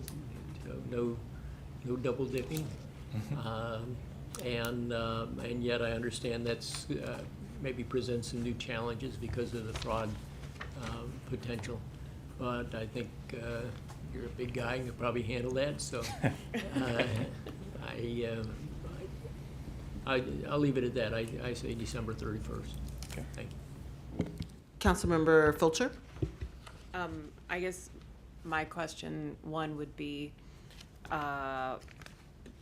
what do you think about the date of December 31st? Because I do hear some problems, and I'm just wondering, like, what sort of, is it just tying up time of Live Stories, or is that tying up any of your time? And then, yeah, what does it look like for us to put an end date on that? Like, how are you expecting us to pass a resolution? Are you expecting direction to the city manager? Like, how does us putting an end date on that? Because I do, to me, like, handing out the $580 checks sounds great. Like, let's move on, because I am concerned about spending the money. And I do think the individual cash assistance was a really great way to do it. It was a really great way to help people due to COVID being what it was. And the people that received money, were very financially deserving of that money, and so another $580 would mean a lot to them. Yeah. So if you're asking for kind of general staff recommendation or thoughts, mine Mine has been aligned with October 1st for a little while, just as a date, just because it's a year from the start of the program to the conclusion of it. And there is some drain on staff time. Again, there's not a lot of applicants right now, but a couple of days a week I'll be returning calls from folks, or getting inquiries online and forwarding those on to our vendor. So it's not if it does continue on to a later date, say a date beyond October 1st, the concerns I've voiced are, I guess, partially, additional staff time, concern about confusion over the program and disappointing folks if they do come in again for a second check, and then the third, which is just an increase in fraudulent cases. So those are my sort of three concerns. Again, my gut thoughts or kind of recommendation is around that October deadline, and I do feel as though there's some obligation to let folks know that it's ending, so that there's a period of time when they can get in for the last application. And I do just want to, because Councilmember Fulcher raised, in terms of next steps and why it's important.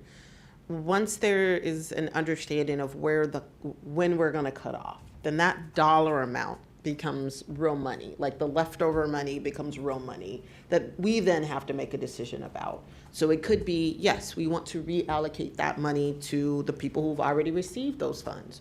Or it could be, well, we have this other issue that's coming up. Maybe we want to redirect the money towards emergency rental assistance, or we want to redirect the money towards some other program that's established. Recreation. Just say it.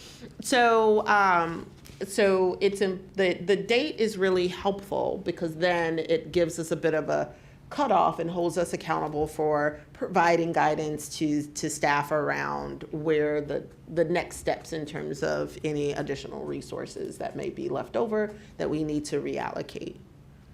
Councilmember Hunzak.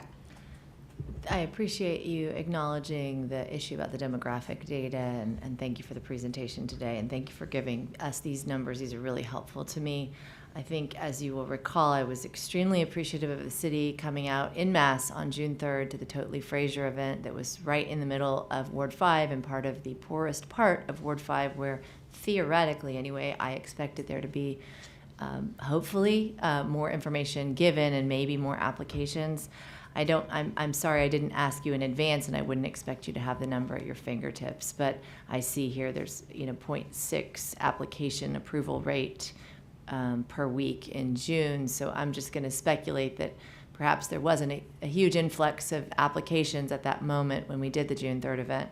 But I guess what I would wonder before I would be comfortable setting October 1st as the date is, just if I just look at the differential here of 542 applicants in Ward 4 and 264 in Ward 5 and 188 in Ward 6, I guess I just don't have anything really to compare that against except a gross figure on averages of incomes. But looking up against that in this $49,000 threshold that was set, does it sort of match? Does it, and again, we're not seeking perfection here because there are going to be a lot of people that don't apply, and I'm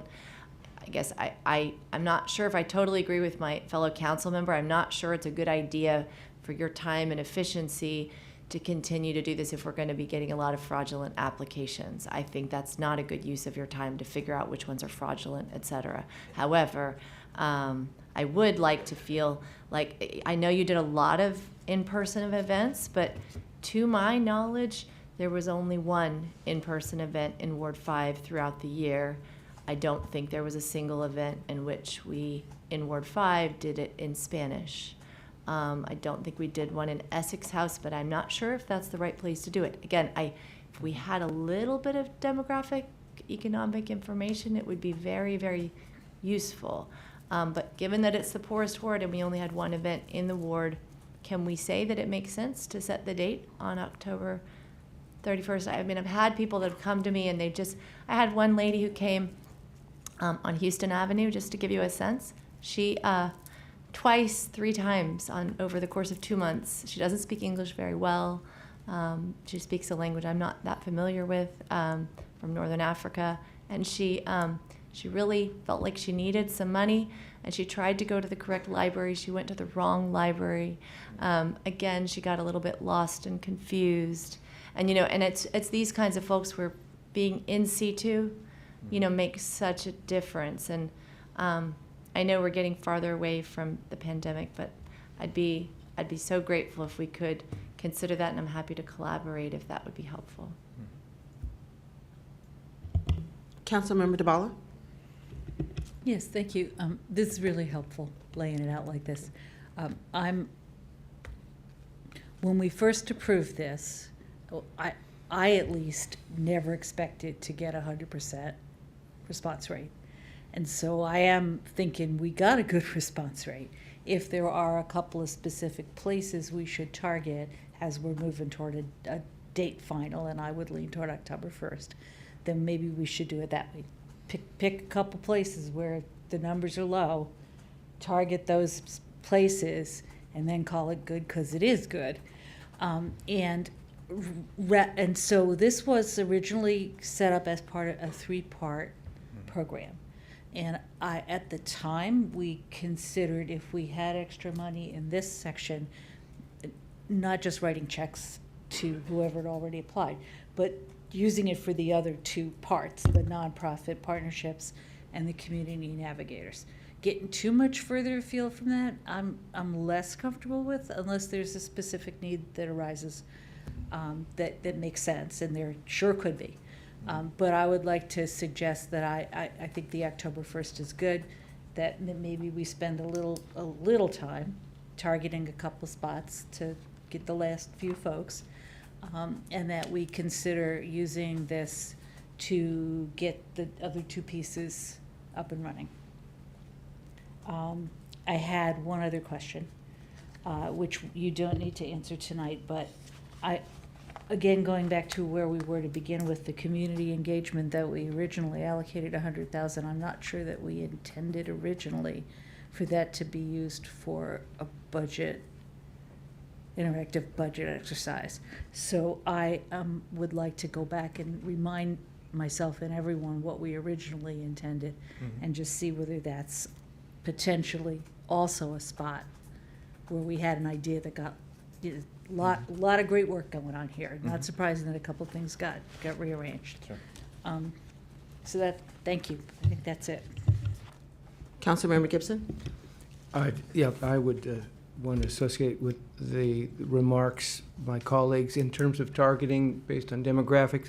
I've been in contact with at least one of the persons that have been helping the staff that work closely with the Presbyterian Church, and they're recommending that I think they would be comfortable with our time frame here, as long as we do the outreach that we need, which is not doing the same thing that we're doing, but doing more of it, doing the targeted locations. And the other thing mentioned was the timing. So the recommendation I received was the weekend, that some folks would be available on the weekend where they would not be available during the weekdays. So looking at where we target and how we target is what I would recommend based on what the advice that I've been given. And thank you.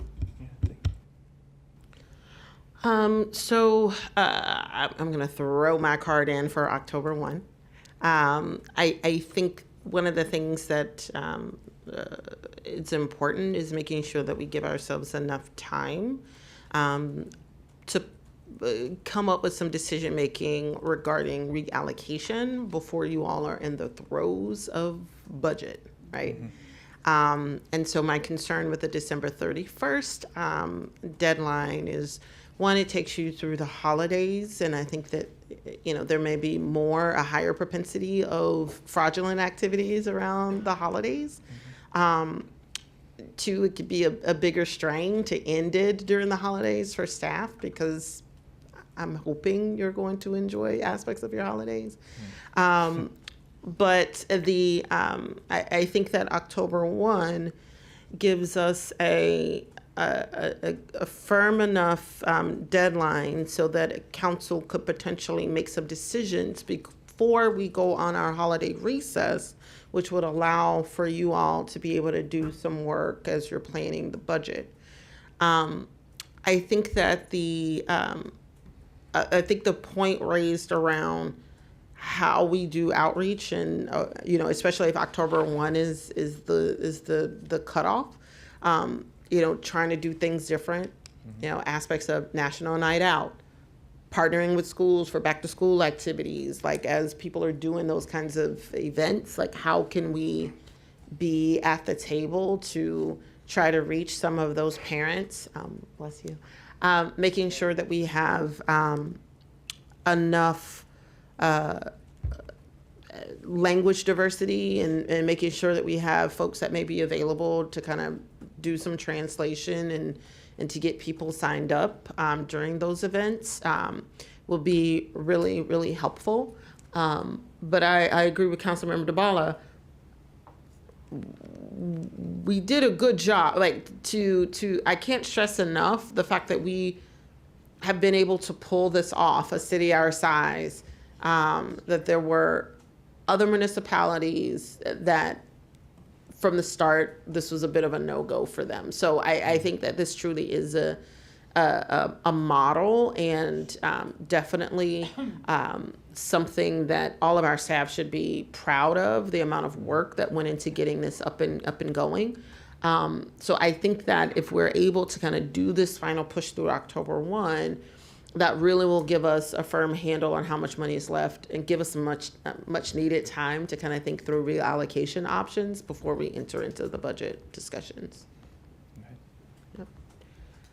All right. Councilmember Honzak.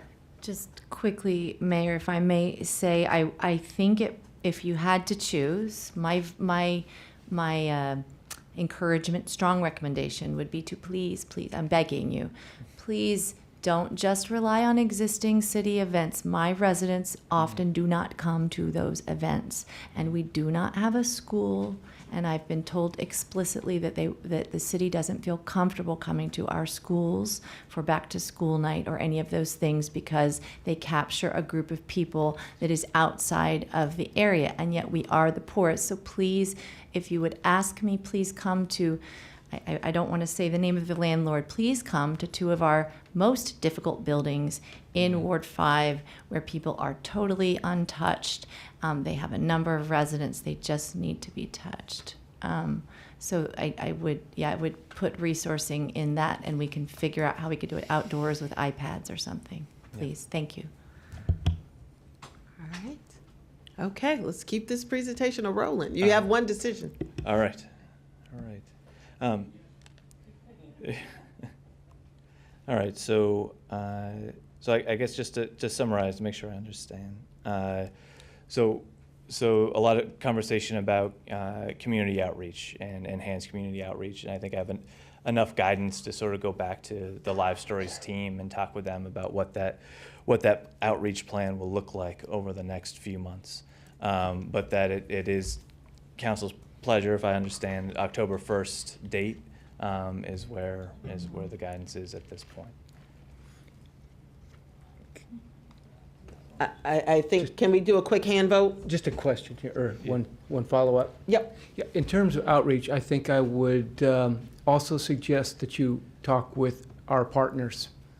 I mean, they may be more important, frankly, than the consultant in terms of knowing what can work. Okay, can we do a quick hand vote? Because I did hear two dates. I heard some folks that said December 31st, and I heard some folks that said October 1. But if we're going to vote, then I would like to just say I would be willing to compromise to October 31st. More in Terry's court, partially because I've noticed that people get real overwhelmed in September, and it does take some time and bandwidth for parents, especially to say with back to school September, to get their applications in. So I think we'll get more attention in the month of October, and then the staff will need. But I don't want to push up against the holidays. So I'm with Terry. I like end of the, as someone who often like loses track, like, and then all of a sudden it's the first, like I do like an end of the month date better. Okay, so it sounds like I got like 3 folks that says October the 31st instead of October 1st. All those in favor of cutoff of October 31st? All right, I'll work with October 31st. All right, so we're gonna cut it off October 31. Okay. All right. That be with a caveat, Mayor, that I'd like to see some of those in-person events. I'm hearing you, but Yeah, sure. yeah. In-person targeted events, and you can show us why you picked those spots. Mm-hmm. At least a few, thanks. Okay. Yeah, and I can talk with the mayor about scheduling a little bit. Once we're getting to that deadline, October 31st, whether we're sort of meeting our targets or not, and whether we want to have another conversation with you all about whether that would be extended in some way, and or whether we regroup after October 31st and say, okay, here's how well we did. What are we going to do with the rest of this? So I think that's a And good I do plan. just Thank want to you. remind people that we usually don't have that many more meetings after the 31st. So I would say let's just for agenda purposes, let's plan to make sure that October the 31st is, You're talking October. yeah, it's October. All right. It'll be a fun Halloween then. All right. So next slide is about the Community Connectors program. This is something last time I came to you with. There wasn't really a project plan. David and I have had a couple of conversations about what we can bring forward for the use of this $350,000 that's been allocated for it. Our general idea is we don't have the expertise. We talk about it a lot, about how to better engage, going back to our earlier conversation about outreach and connecting individuals with the services that are offered outside of the city of Tacoma Park. So what we're proposing here is that, okay, and it was in the initial concept for Community Connectors, is that the city would hire a navigator, a specialist to function and help us develop a program to assign residents and connect them with available social services at the city, county, and state levels.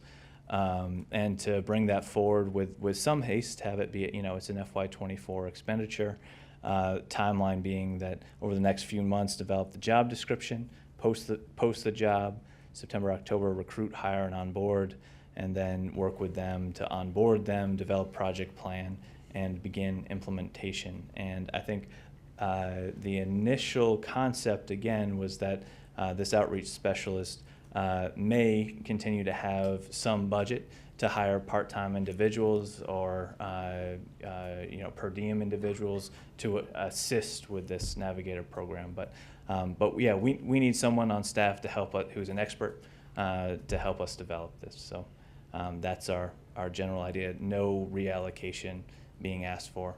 We're going to spend these dollars. Councilmember DeBala? Yeah, so the only thing, this sounds great. The only thing on the project timeline is you might have a step for when this specialist develops the program and figures out how many community members, how many hours and all of that, what else they might need, translation, that there might be a return to the budget to see if, I've lost track of how much we have in that pot right now. Sure. We might need more, so maybe there's a step in there where we consider the budget. Right. Once we know a little, in more detail what the program looks like. But yeah, thank Okay. you. Okay. Councilmember Gibson? Yeah, I guess I'm a little thinking that we're putting too many of our eggs in one basket on one person. The original intent, well, at least I understood, I wasn't at the beginning when it was first being considered, but that there would be several folks, and I understand that this person would set the stage for later, I guess, other folks, you say maybe able to hire some part-time people. I guess I wonder if we can get a part-time person to act as a kind of a coordinator and not use that, what I think we're talking about $300K. I forget the budget for this was. No, let's I'd like to use that money to pay for people to be using this year, to be learning, perhaps under the guidance or coordination of a coordinator, but out doing stuff, out connecting with people, connecting with our social service, civic organizations, getting to know the neighborhood. So my inclination is to pare back this to kind of a part-time position that would act as a consultant to or a coordinator of others. But that's just brainstorming here based at what my original thought, but for y'all to think about. Councilmember DeBala, do you have a new light? There must be somebody else. Oh, I was going to go, but. Yeah, go ahead. Okay. Yeah. I thought you were going, Councilmember Gibson, in one direction, which I was going to say yes. I don't agree that it needs to be part-time. One of the things that was actually very beneficial during MML to be able to talk to municipalities like Greenbelt that are doing different models around navigating, particularly senior services, and you realize really quickly that once people know that it's available, they use it. And so then you start to have that increased capacity need. So I do think it should be a full-time coordinator position because that's just simply what we need. And quite frankly, I think it's a gap that we have right now. Because some of us are already acting as social service coordinators for people already. The piece, though, that I wanted to make sure that was not lost in terms of the original idea behind the concept of navigators was around how to connect, inform, empower, and potentially compensate members in the community who are trusted that could bridge that gap. And so in my mind, you would need, of course, that full-time coordinator that would kind of put all of the pieces together around what's available, how to do certain things. But another piece of that in terms of getting that support on the ground, because a single person isn't going to be able to be everywhere. And so the idea was that that navigator would have those connections to the county and the city and kind of know what resources may be available, but also would have connections with local nonprofits and build a coalition of residents within community, particularly in a number of our multifamily buildings that has that trust. And so then that way the word can spread and then it kind of builds this web of resource access. So I do think that it's going to be important that whoever is brought on thinks about it from that perspective of kind of pulling together this web of trustees or people that are trusted in the community and connecting people through those mechanisms to the resources that may be available, and that the coordinator is for some and to much, basically is that person that kind of is orchestrating that network. So I think that's the piece that I do hope isn't lost, because I do think that a single person, to even the point that was raised earlier about getting into some multifamily buildings, like making sure that you have those navigators that are already people in the community that are already connected to everyone in that building, makes it a lot easier to do versus having to try to get in access to a building and go door to door and people don't know who you are. So that is one thing that I do think is important for us to keep in mind. Councilmember Honzak? I guess I mostly want to echo what you're saying. I feel very strongly about that. I mean, and just by comparison, Councilmember Gibson, I imagine you're probably thinking about sustainability issues financially. I am too, But we did hear loud and clear at MML some other models that cities are using to partner with NGOs across their city landscape and thinking really creatively about how to leverage those existing networks that they already have, existing programs, existing financial bases, but without the staff capacity to back that up, then we wouldn't be able to implement. And, you know, we are currently paid, what, $24,000 a year but how much time do we spend on social service provision rather than paying us more in the future, our future, whoever takes our shoes in the future? I think it would be better to put this in the staff so that council members can actually be part-time and lean on staff to reach out to those various existing NGOs. I think that would be a better model for the future. And while it might not be needed as much in some wards, although I bet it is needed everywhere, I think that would work well. Yeah, and I just want to stress the NGO side of that. That I don't know that we have even like the list. That was so powerful. We're sitting in a session and they said, our city keeps this long list of this is where we turn every time we get one of these issues, and I don't think we have a single staff person who is able to manage a list like that right now. Maybe we do, but I haven't seen that. And I was talking to the city of Alexandria yesterday, and they said they had shared offices with a domestic violence NGO, and they had 17 part-time staff doing that for the city of, if I understood them correctly. And I thought, wow. I mean, it's way bigger than we are, but nonetheless, proportionally, that was saying something, just given that I don't know that we have anything. Yeah, right. And I have had one call on that issue, I will tell you. Councilmember Gibson? Yeah, I was thinking about sustainability, and I think we're setting ourselves up for a position that'll there'll be pressure to be continued to be funded, and we might make the decision that that's the right thing to do. That's why I kind of want to spread the money out and make those connections to NGOs and to the local networks, and not put as much responsibility in the hands of one man or one woman. They may go, and then so creating that web.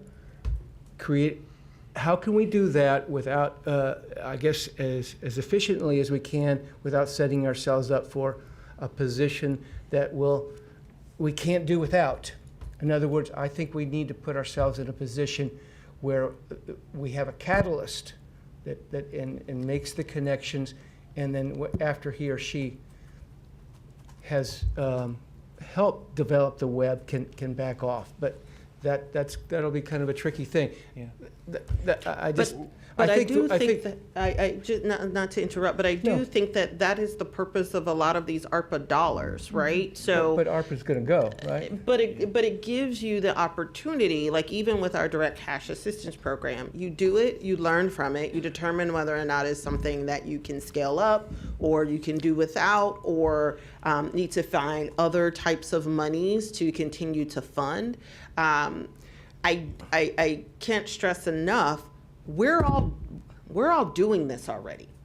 It's just that it's not done in a coordinated way. So you have HCD that's doing aspects of it.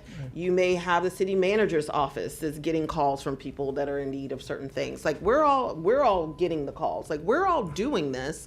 It's just that each one of us are having to do it in a, hey, do you know someone who can connect someone to something, versus having a more coordinated approach. Well, now, again, it could be very well the case that we build it, people like it, and then we got to figure out how to fund it long term. Well, and I do think that there's a great deal of potential, and it can be used as a learning experiment. Again, I think we're potentially putting too much on one person rather than a team. But before I got on the council, I thought and I proposed to Gina Mathias that we need a volunteer coordinator. We have a lot of groups that do volunteer work in this community, and it's the same kind of thing. I think this is a bigger context than just using ARPA funds and just the original intent of the connectors. I mean, it can go very broadly. So I think it deserves it deserves a more lengthy conversation in terms of the scope of it, the sustainability of it, and sustainability, particularly in terms of, I would say, the numbers of people that are part of that web, that are built in from the beginning, but very thoughtful. Yeah, and I appreciate your comments on sustainability and bringing forward government services and then sort of taking them away at the end of ARPA funding deadlines. And I think, to your concern, the primary goal of this position is really to help us just develop that plan. To help us understand where we're deficient already on staff, where these types of resources can be embedded within the work that we already do in some ways. Maybe that is developing that list of NGOs so I think there are ways to, number one, embed this work. And then on the financing side of it, we do have until midway through FY27 to spend these funds. So, one staff person, $350,000 will go a ways towards that. And one way that, if it is something, as developing the plan, that it looks like that we would like this to be embedded within the Tacoma Park, City of Tacoma Park Services, we can build in general fund funding over time. We can use ARPA dollars to step out ARPA spending so that it's not a sort of a fiscal cliff. When ARPA funding goes away, it's not a full salary. It could be 20% of a salary that we build into the budget every year. So there are ways to help build tax capacity to get to that point. Councilmember DeBall? Yeah, so very quickly, I assume you thought about the option of having a local nonprofit design this for us on contract, and you think this is a better arrangement. The second part of that question is this essentially an in-house contractor, if you will? It's not, because you're not talking about a permanent position right now. Correct. You're talking about a short-term, someone who comes in to design a program, but they're sitting here working for the city. They're not sitting down the road at IUTA or Cheer working for them. Correct. Okay. Yeah. Right. Yep, thought about both those possibilities. Right, and this seems the best approach to you. Okay. Was that it? That was it. Thank you. Thank you. Okay, no lights on this one. All We're gonna right. keep on moving. Oh, we could go all night on this one, but. 11:18. All right, just a couple more slides. So, Tacoma Park Crossroads Business Incubator. This was a $500,000 allocated to support a permanent brick and mortar establishment to be transformational to the Crossroads area and provide stable employment area for residents, workforce training, and business incubation for restaurants and artisans. And I think we talked about this a bit in the FY24 budget presentation about how, what we've done so far is $30,000 spent on a market study, but there's no future plan for spending at the moment. Part of the reason is that $500,000 mark is way too little to be looking at a brick and mortar purchase, and we also have in other sections of the ARPA spending plan. There's also the small business grant program, which is $300,000 for that purposes. So it's not as though we've done nothing to support small businesses in Tacoma Park. But with that, I was planning to turn it over to my colleague.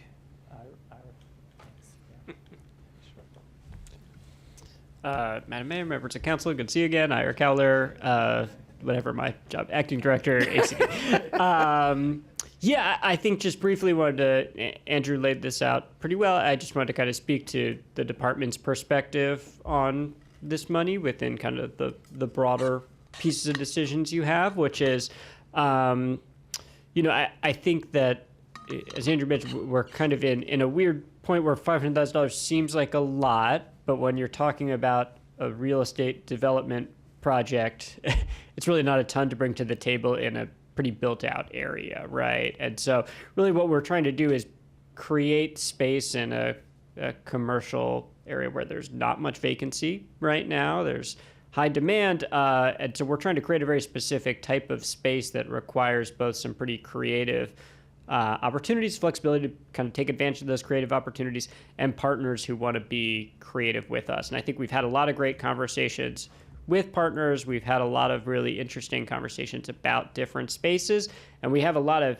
kind of things we're working towards. None of them are quite ready for prime time, is what I'd say, right? And so, you know, I think that was kind of always the question with this pot of money. I was not here when it was first allocated, but I know those were kind of some of the conversations that council was having during initial ARPA, was like, what is this actually going to look like? And I think the conclusion from staff's perspective is we're still noodling through that, right? And I think what we like selfishly is having this money, so when that opportunity does emerge, when real estate comes on the market, when a you know, vendor comes to us ready to kind of be the champion, we have this to bring to the table as part of a larger project.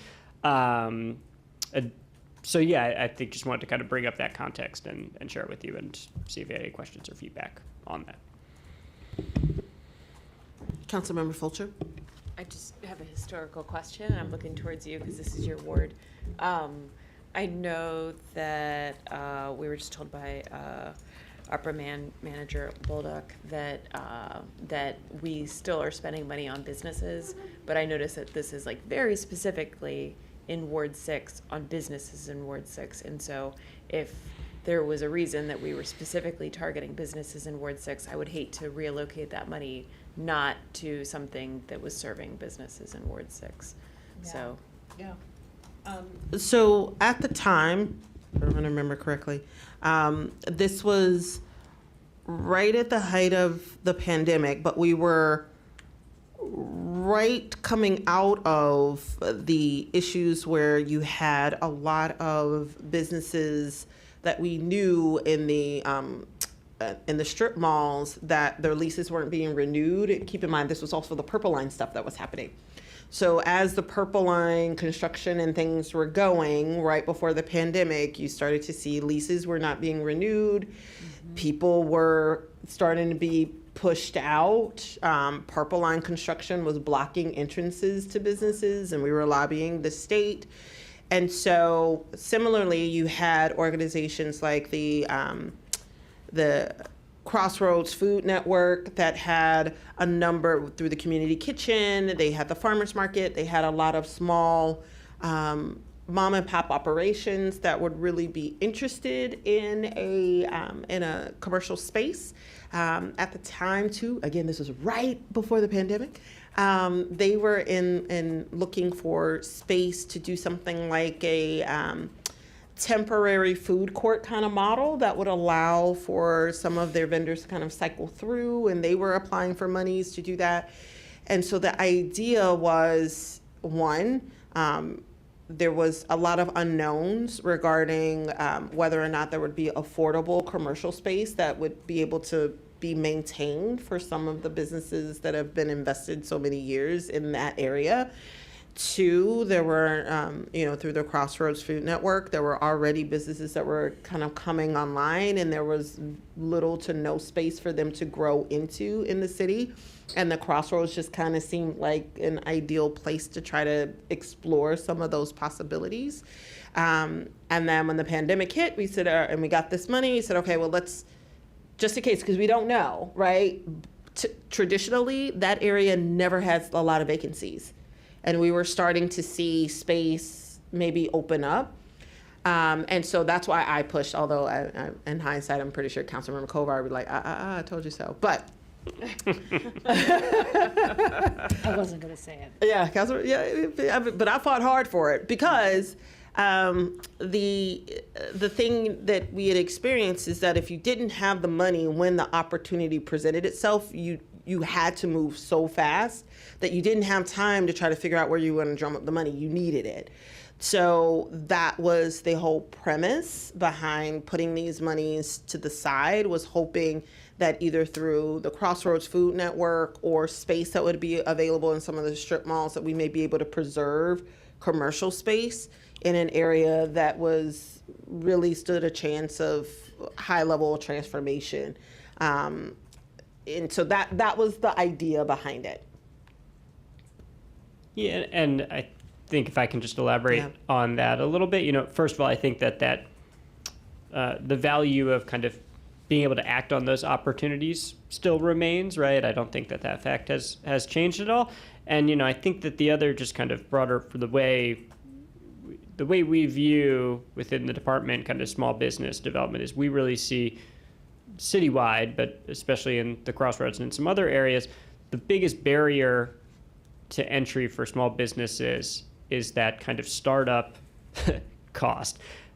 Rent is very high. There's not a lot of vacancy. That's true throughout a lot of the city, right? And so really we view the biggest bang for our buck as being how can we help mitigate those startup costs. And what that means is not just about creating a program like the Business Investment Grant, which is for a very particular type of business that wants to do a very particular type of thing, but it's also about figuring out how we can do that for other businesses as well, right? Maybe your goal is not to have your own permanent storefront location. Maybe your goal is to be able to try out a brick and mortar space for your catering business that's starting in the kitchen or something like that, or to be able to be in a food hall, right? And so we view this as another tool when the opportunity arises for businesses like that to defray some of those startup costs, right, for those kinds of premises.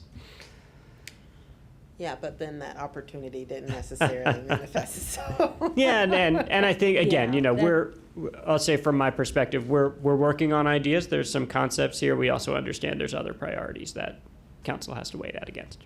Okay. Councilmember Fulcher, did you have any other questions? No, sorry, just along the same lines, like if there was a concern for supporting businesses in this area, and that is why we allocated money towards that area, then I would hope to see some other ideas that didn't do this, but did something else to help out businesses in that area. Yeah. Councilmember Gibson? Just a question. We spent $30,000. What did we learn? Market study. Yes, I think what the market study showed us, and we'll share this on the website as well, so everyone could read the market study. But what it showed us is that kind of some of our assumptions about demand are correct. It's a very high demand area. I think the really interesting thing that the market study spoke to was, I think we being staff and our partners, TLCDA, other partners, went into the process kind of really assuming that the Purple Line is going to be this transformative development opportunity in the commercial front, right? And really what the market study said was that from a commercial market standpoint, right, from a shopper and client side standpoint, the Purple Line really isn't going to change our draw for businesses in the area that much. So I think that was a really interesting finding for us, right? That you're already at the intersection of two pretty big state highways. The Purple Line's going those same directions, right? And you already have a place that's really known as a international corridor, right, where people are coming for very specific goods, and they're already coming from pretty far out. So we're not necessarily going to be drawing new folks. And then the other thing, which I think we all knew going in, but that I think that the study verified, is that future, like we've talked about with a lot of other things, zoning's only part of the equation when it comes to new development, right? And so we've got new high density zoning around the Purple Line, new TOD development, but you've also got a very profitable existing uses there, right, that are getting very high rents, very low vacancy. And so, what we see there is probably what we're going to get to a large degree in the near future. And so really what we need to be doing is work similar to this around the margins to ensure that kind of that next generation of entrepreneurs, the next generation of business owners has a chance to locate and succeed within the Crossroads and keep that that unique culture that we have there. So you were saying, so around the margins, you mean, in other words, the core of it's going to be these larger businesses that are doing well, but perhaps around the physical margins, or yeah, I think both around the physical margins, and I think how are we positioning kind of that next generation of business owners to be able to afford to locate in the crossroads and be successful in the crossroads when there might not be necessarily new square footage being developed, right? And we're working with the square footage that we have. Thank you. Councilmember DeBallen. Yeah, just very quickly. I'm glad that you did the market study, and I'm glad that we looked into it, but I can see this is not likely to gel in the time frame of the ARPA funds, and so I'm okay to hear that this is a potential reallocation that we should make, so we can be sure to make the deadline and get the money obligated and then spent by the time that we need to do it. Thank you. Councilmember Gibson? Oh, I just. Okay, all right, thank you so much. And we're at the last slide, I hope? Yes, All this is right. it. Yeah. So here's just the some thoughts on staff recommended reallocations. Talked about the administrative salaries, benefits. One thing we could do is to reallocate some funds to ensure that those remain funded through midway through FY27.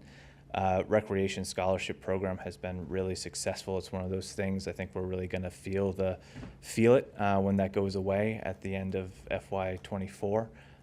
So that would be to continue that through the first half of FY25, as well as another year of the STEAM tutoring program, which was really successful this last year. Emergency rental assistance too. Again, we've allocated all of the funds every year, $750,000 initial allocation, and every year we've hit the $250,000 mark, and it's there's a need. A lot of times, the calls I'm getting, for example, about direct cash assistance is folks who are, I'm getting evicted this next week. I need money right away. I'd like to apply. Where's my application? Where's the check?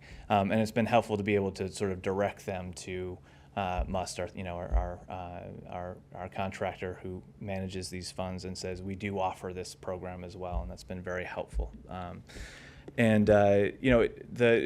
say unforeseen FY25 budgeting opportunities. I could just say generally unforeseen opportunities. I think Acting Director Caller kind of nicely outlined that there may be things that are come up or that are percolating around, how do we further support small businesses, and just sort of having money set aside. We still have a little bit of time to make these decisions.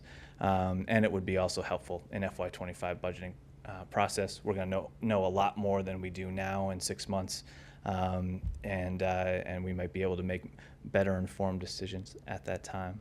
And then there's this HR policy and employee handbook review. I think that's sort of along the lines of contingency funding.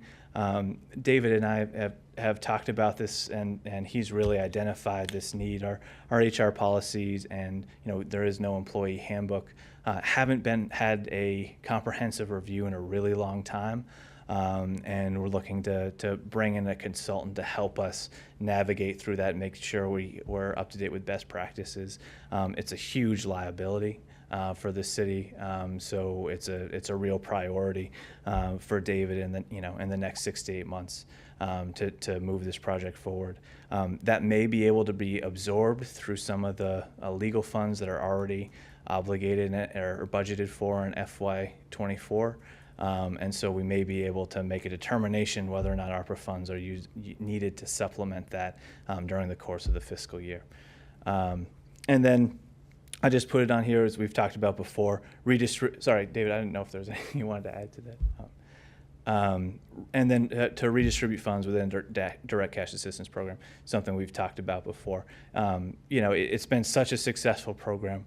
The city has interacted with a group of residents that it hasn't traditionally, and individuals are so appreciative of this effort. And so, all of the staff that I've spoken with who've talked about that, they'll ask me, what's the status of the program? What's the status of the program? And say, council's thinking you're, going to talk about it, and one of the things we've talked about is redistributing funds. And every staff member I've spoken to or volunteer I've spoken to said, oh, that's wonderful. These people really need the money. So that's why I have that bullet point there as well. And other than that, I think that's all I have for now. I think I have my kind of a good sense of where council is where it comes to direct cash assistance, what the next steps will be with that. I think as far as ARPA goes, I think with the upcoming close of the fiscal year and those discussions, I think it makes sense to come back and have some project updates on sort of what happened in FY23, and have sort of directors come forward and sort of talk about their programs at that time. So that is all. Thank you very much. Any questions? Yeah. Wonderful. Thank you so much. We really appreciate it. And I think that means we're done for this evening. All right. So someone like to move to close this meeting? Second. All right. Awesome. We're done. All right. Y'all have a good night.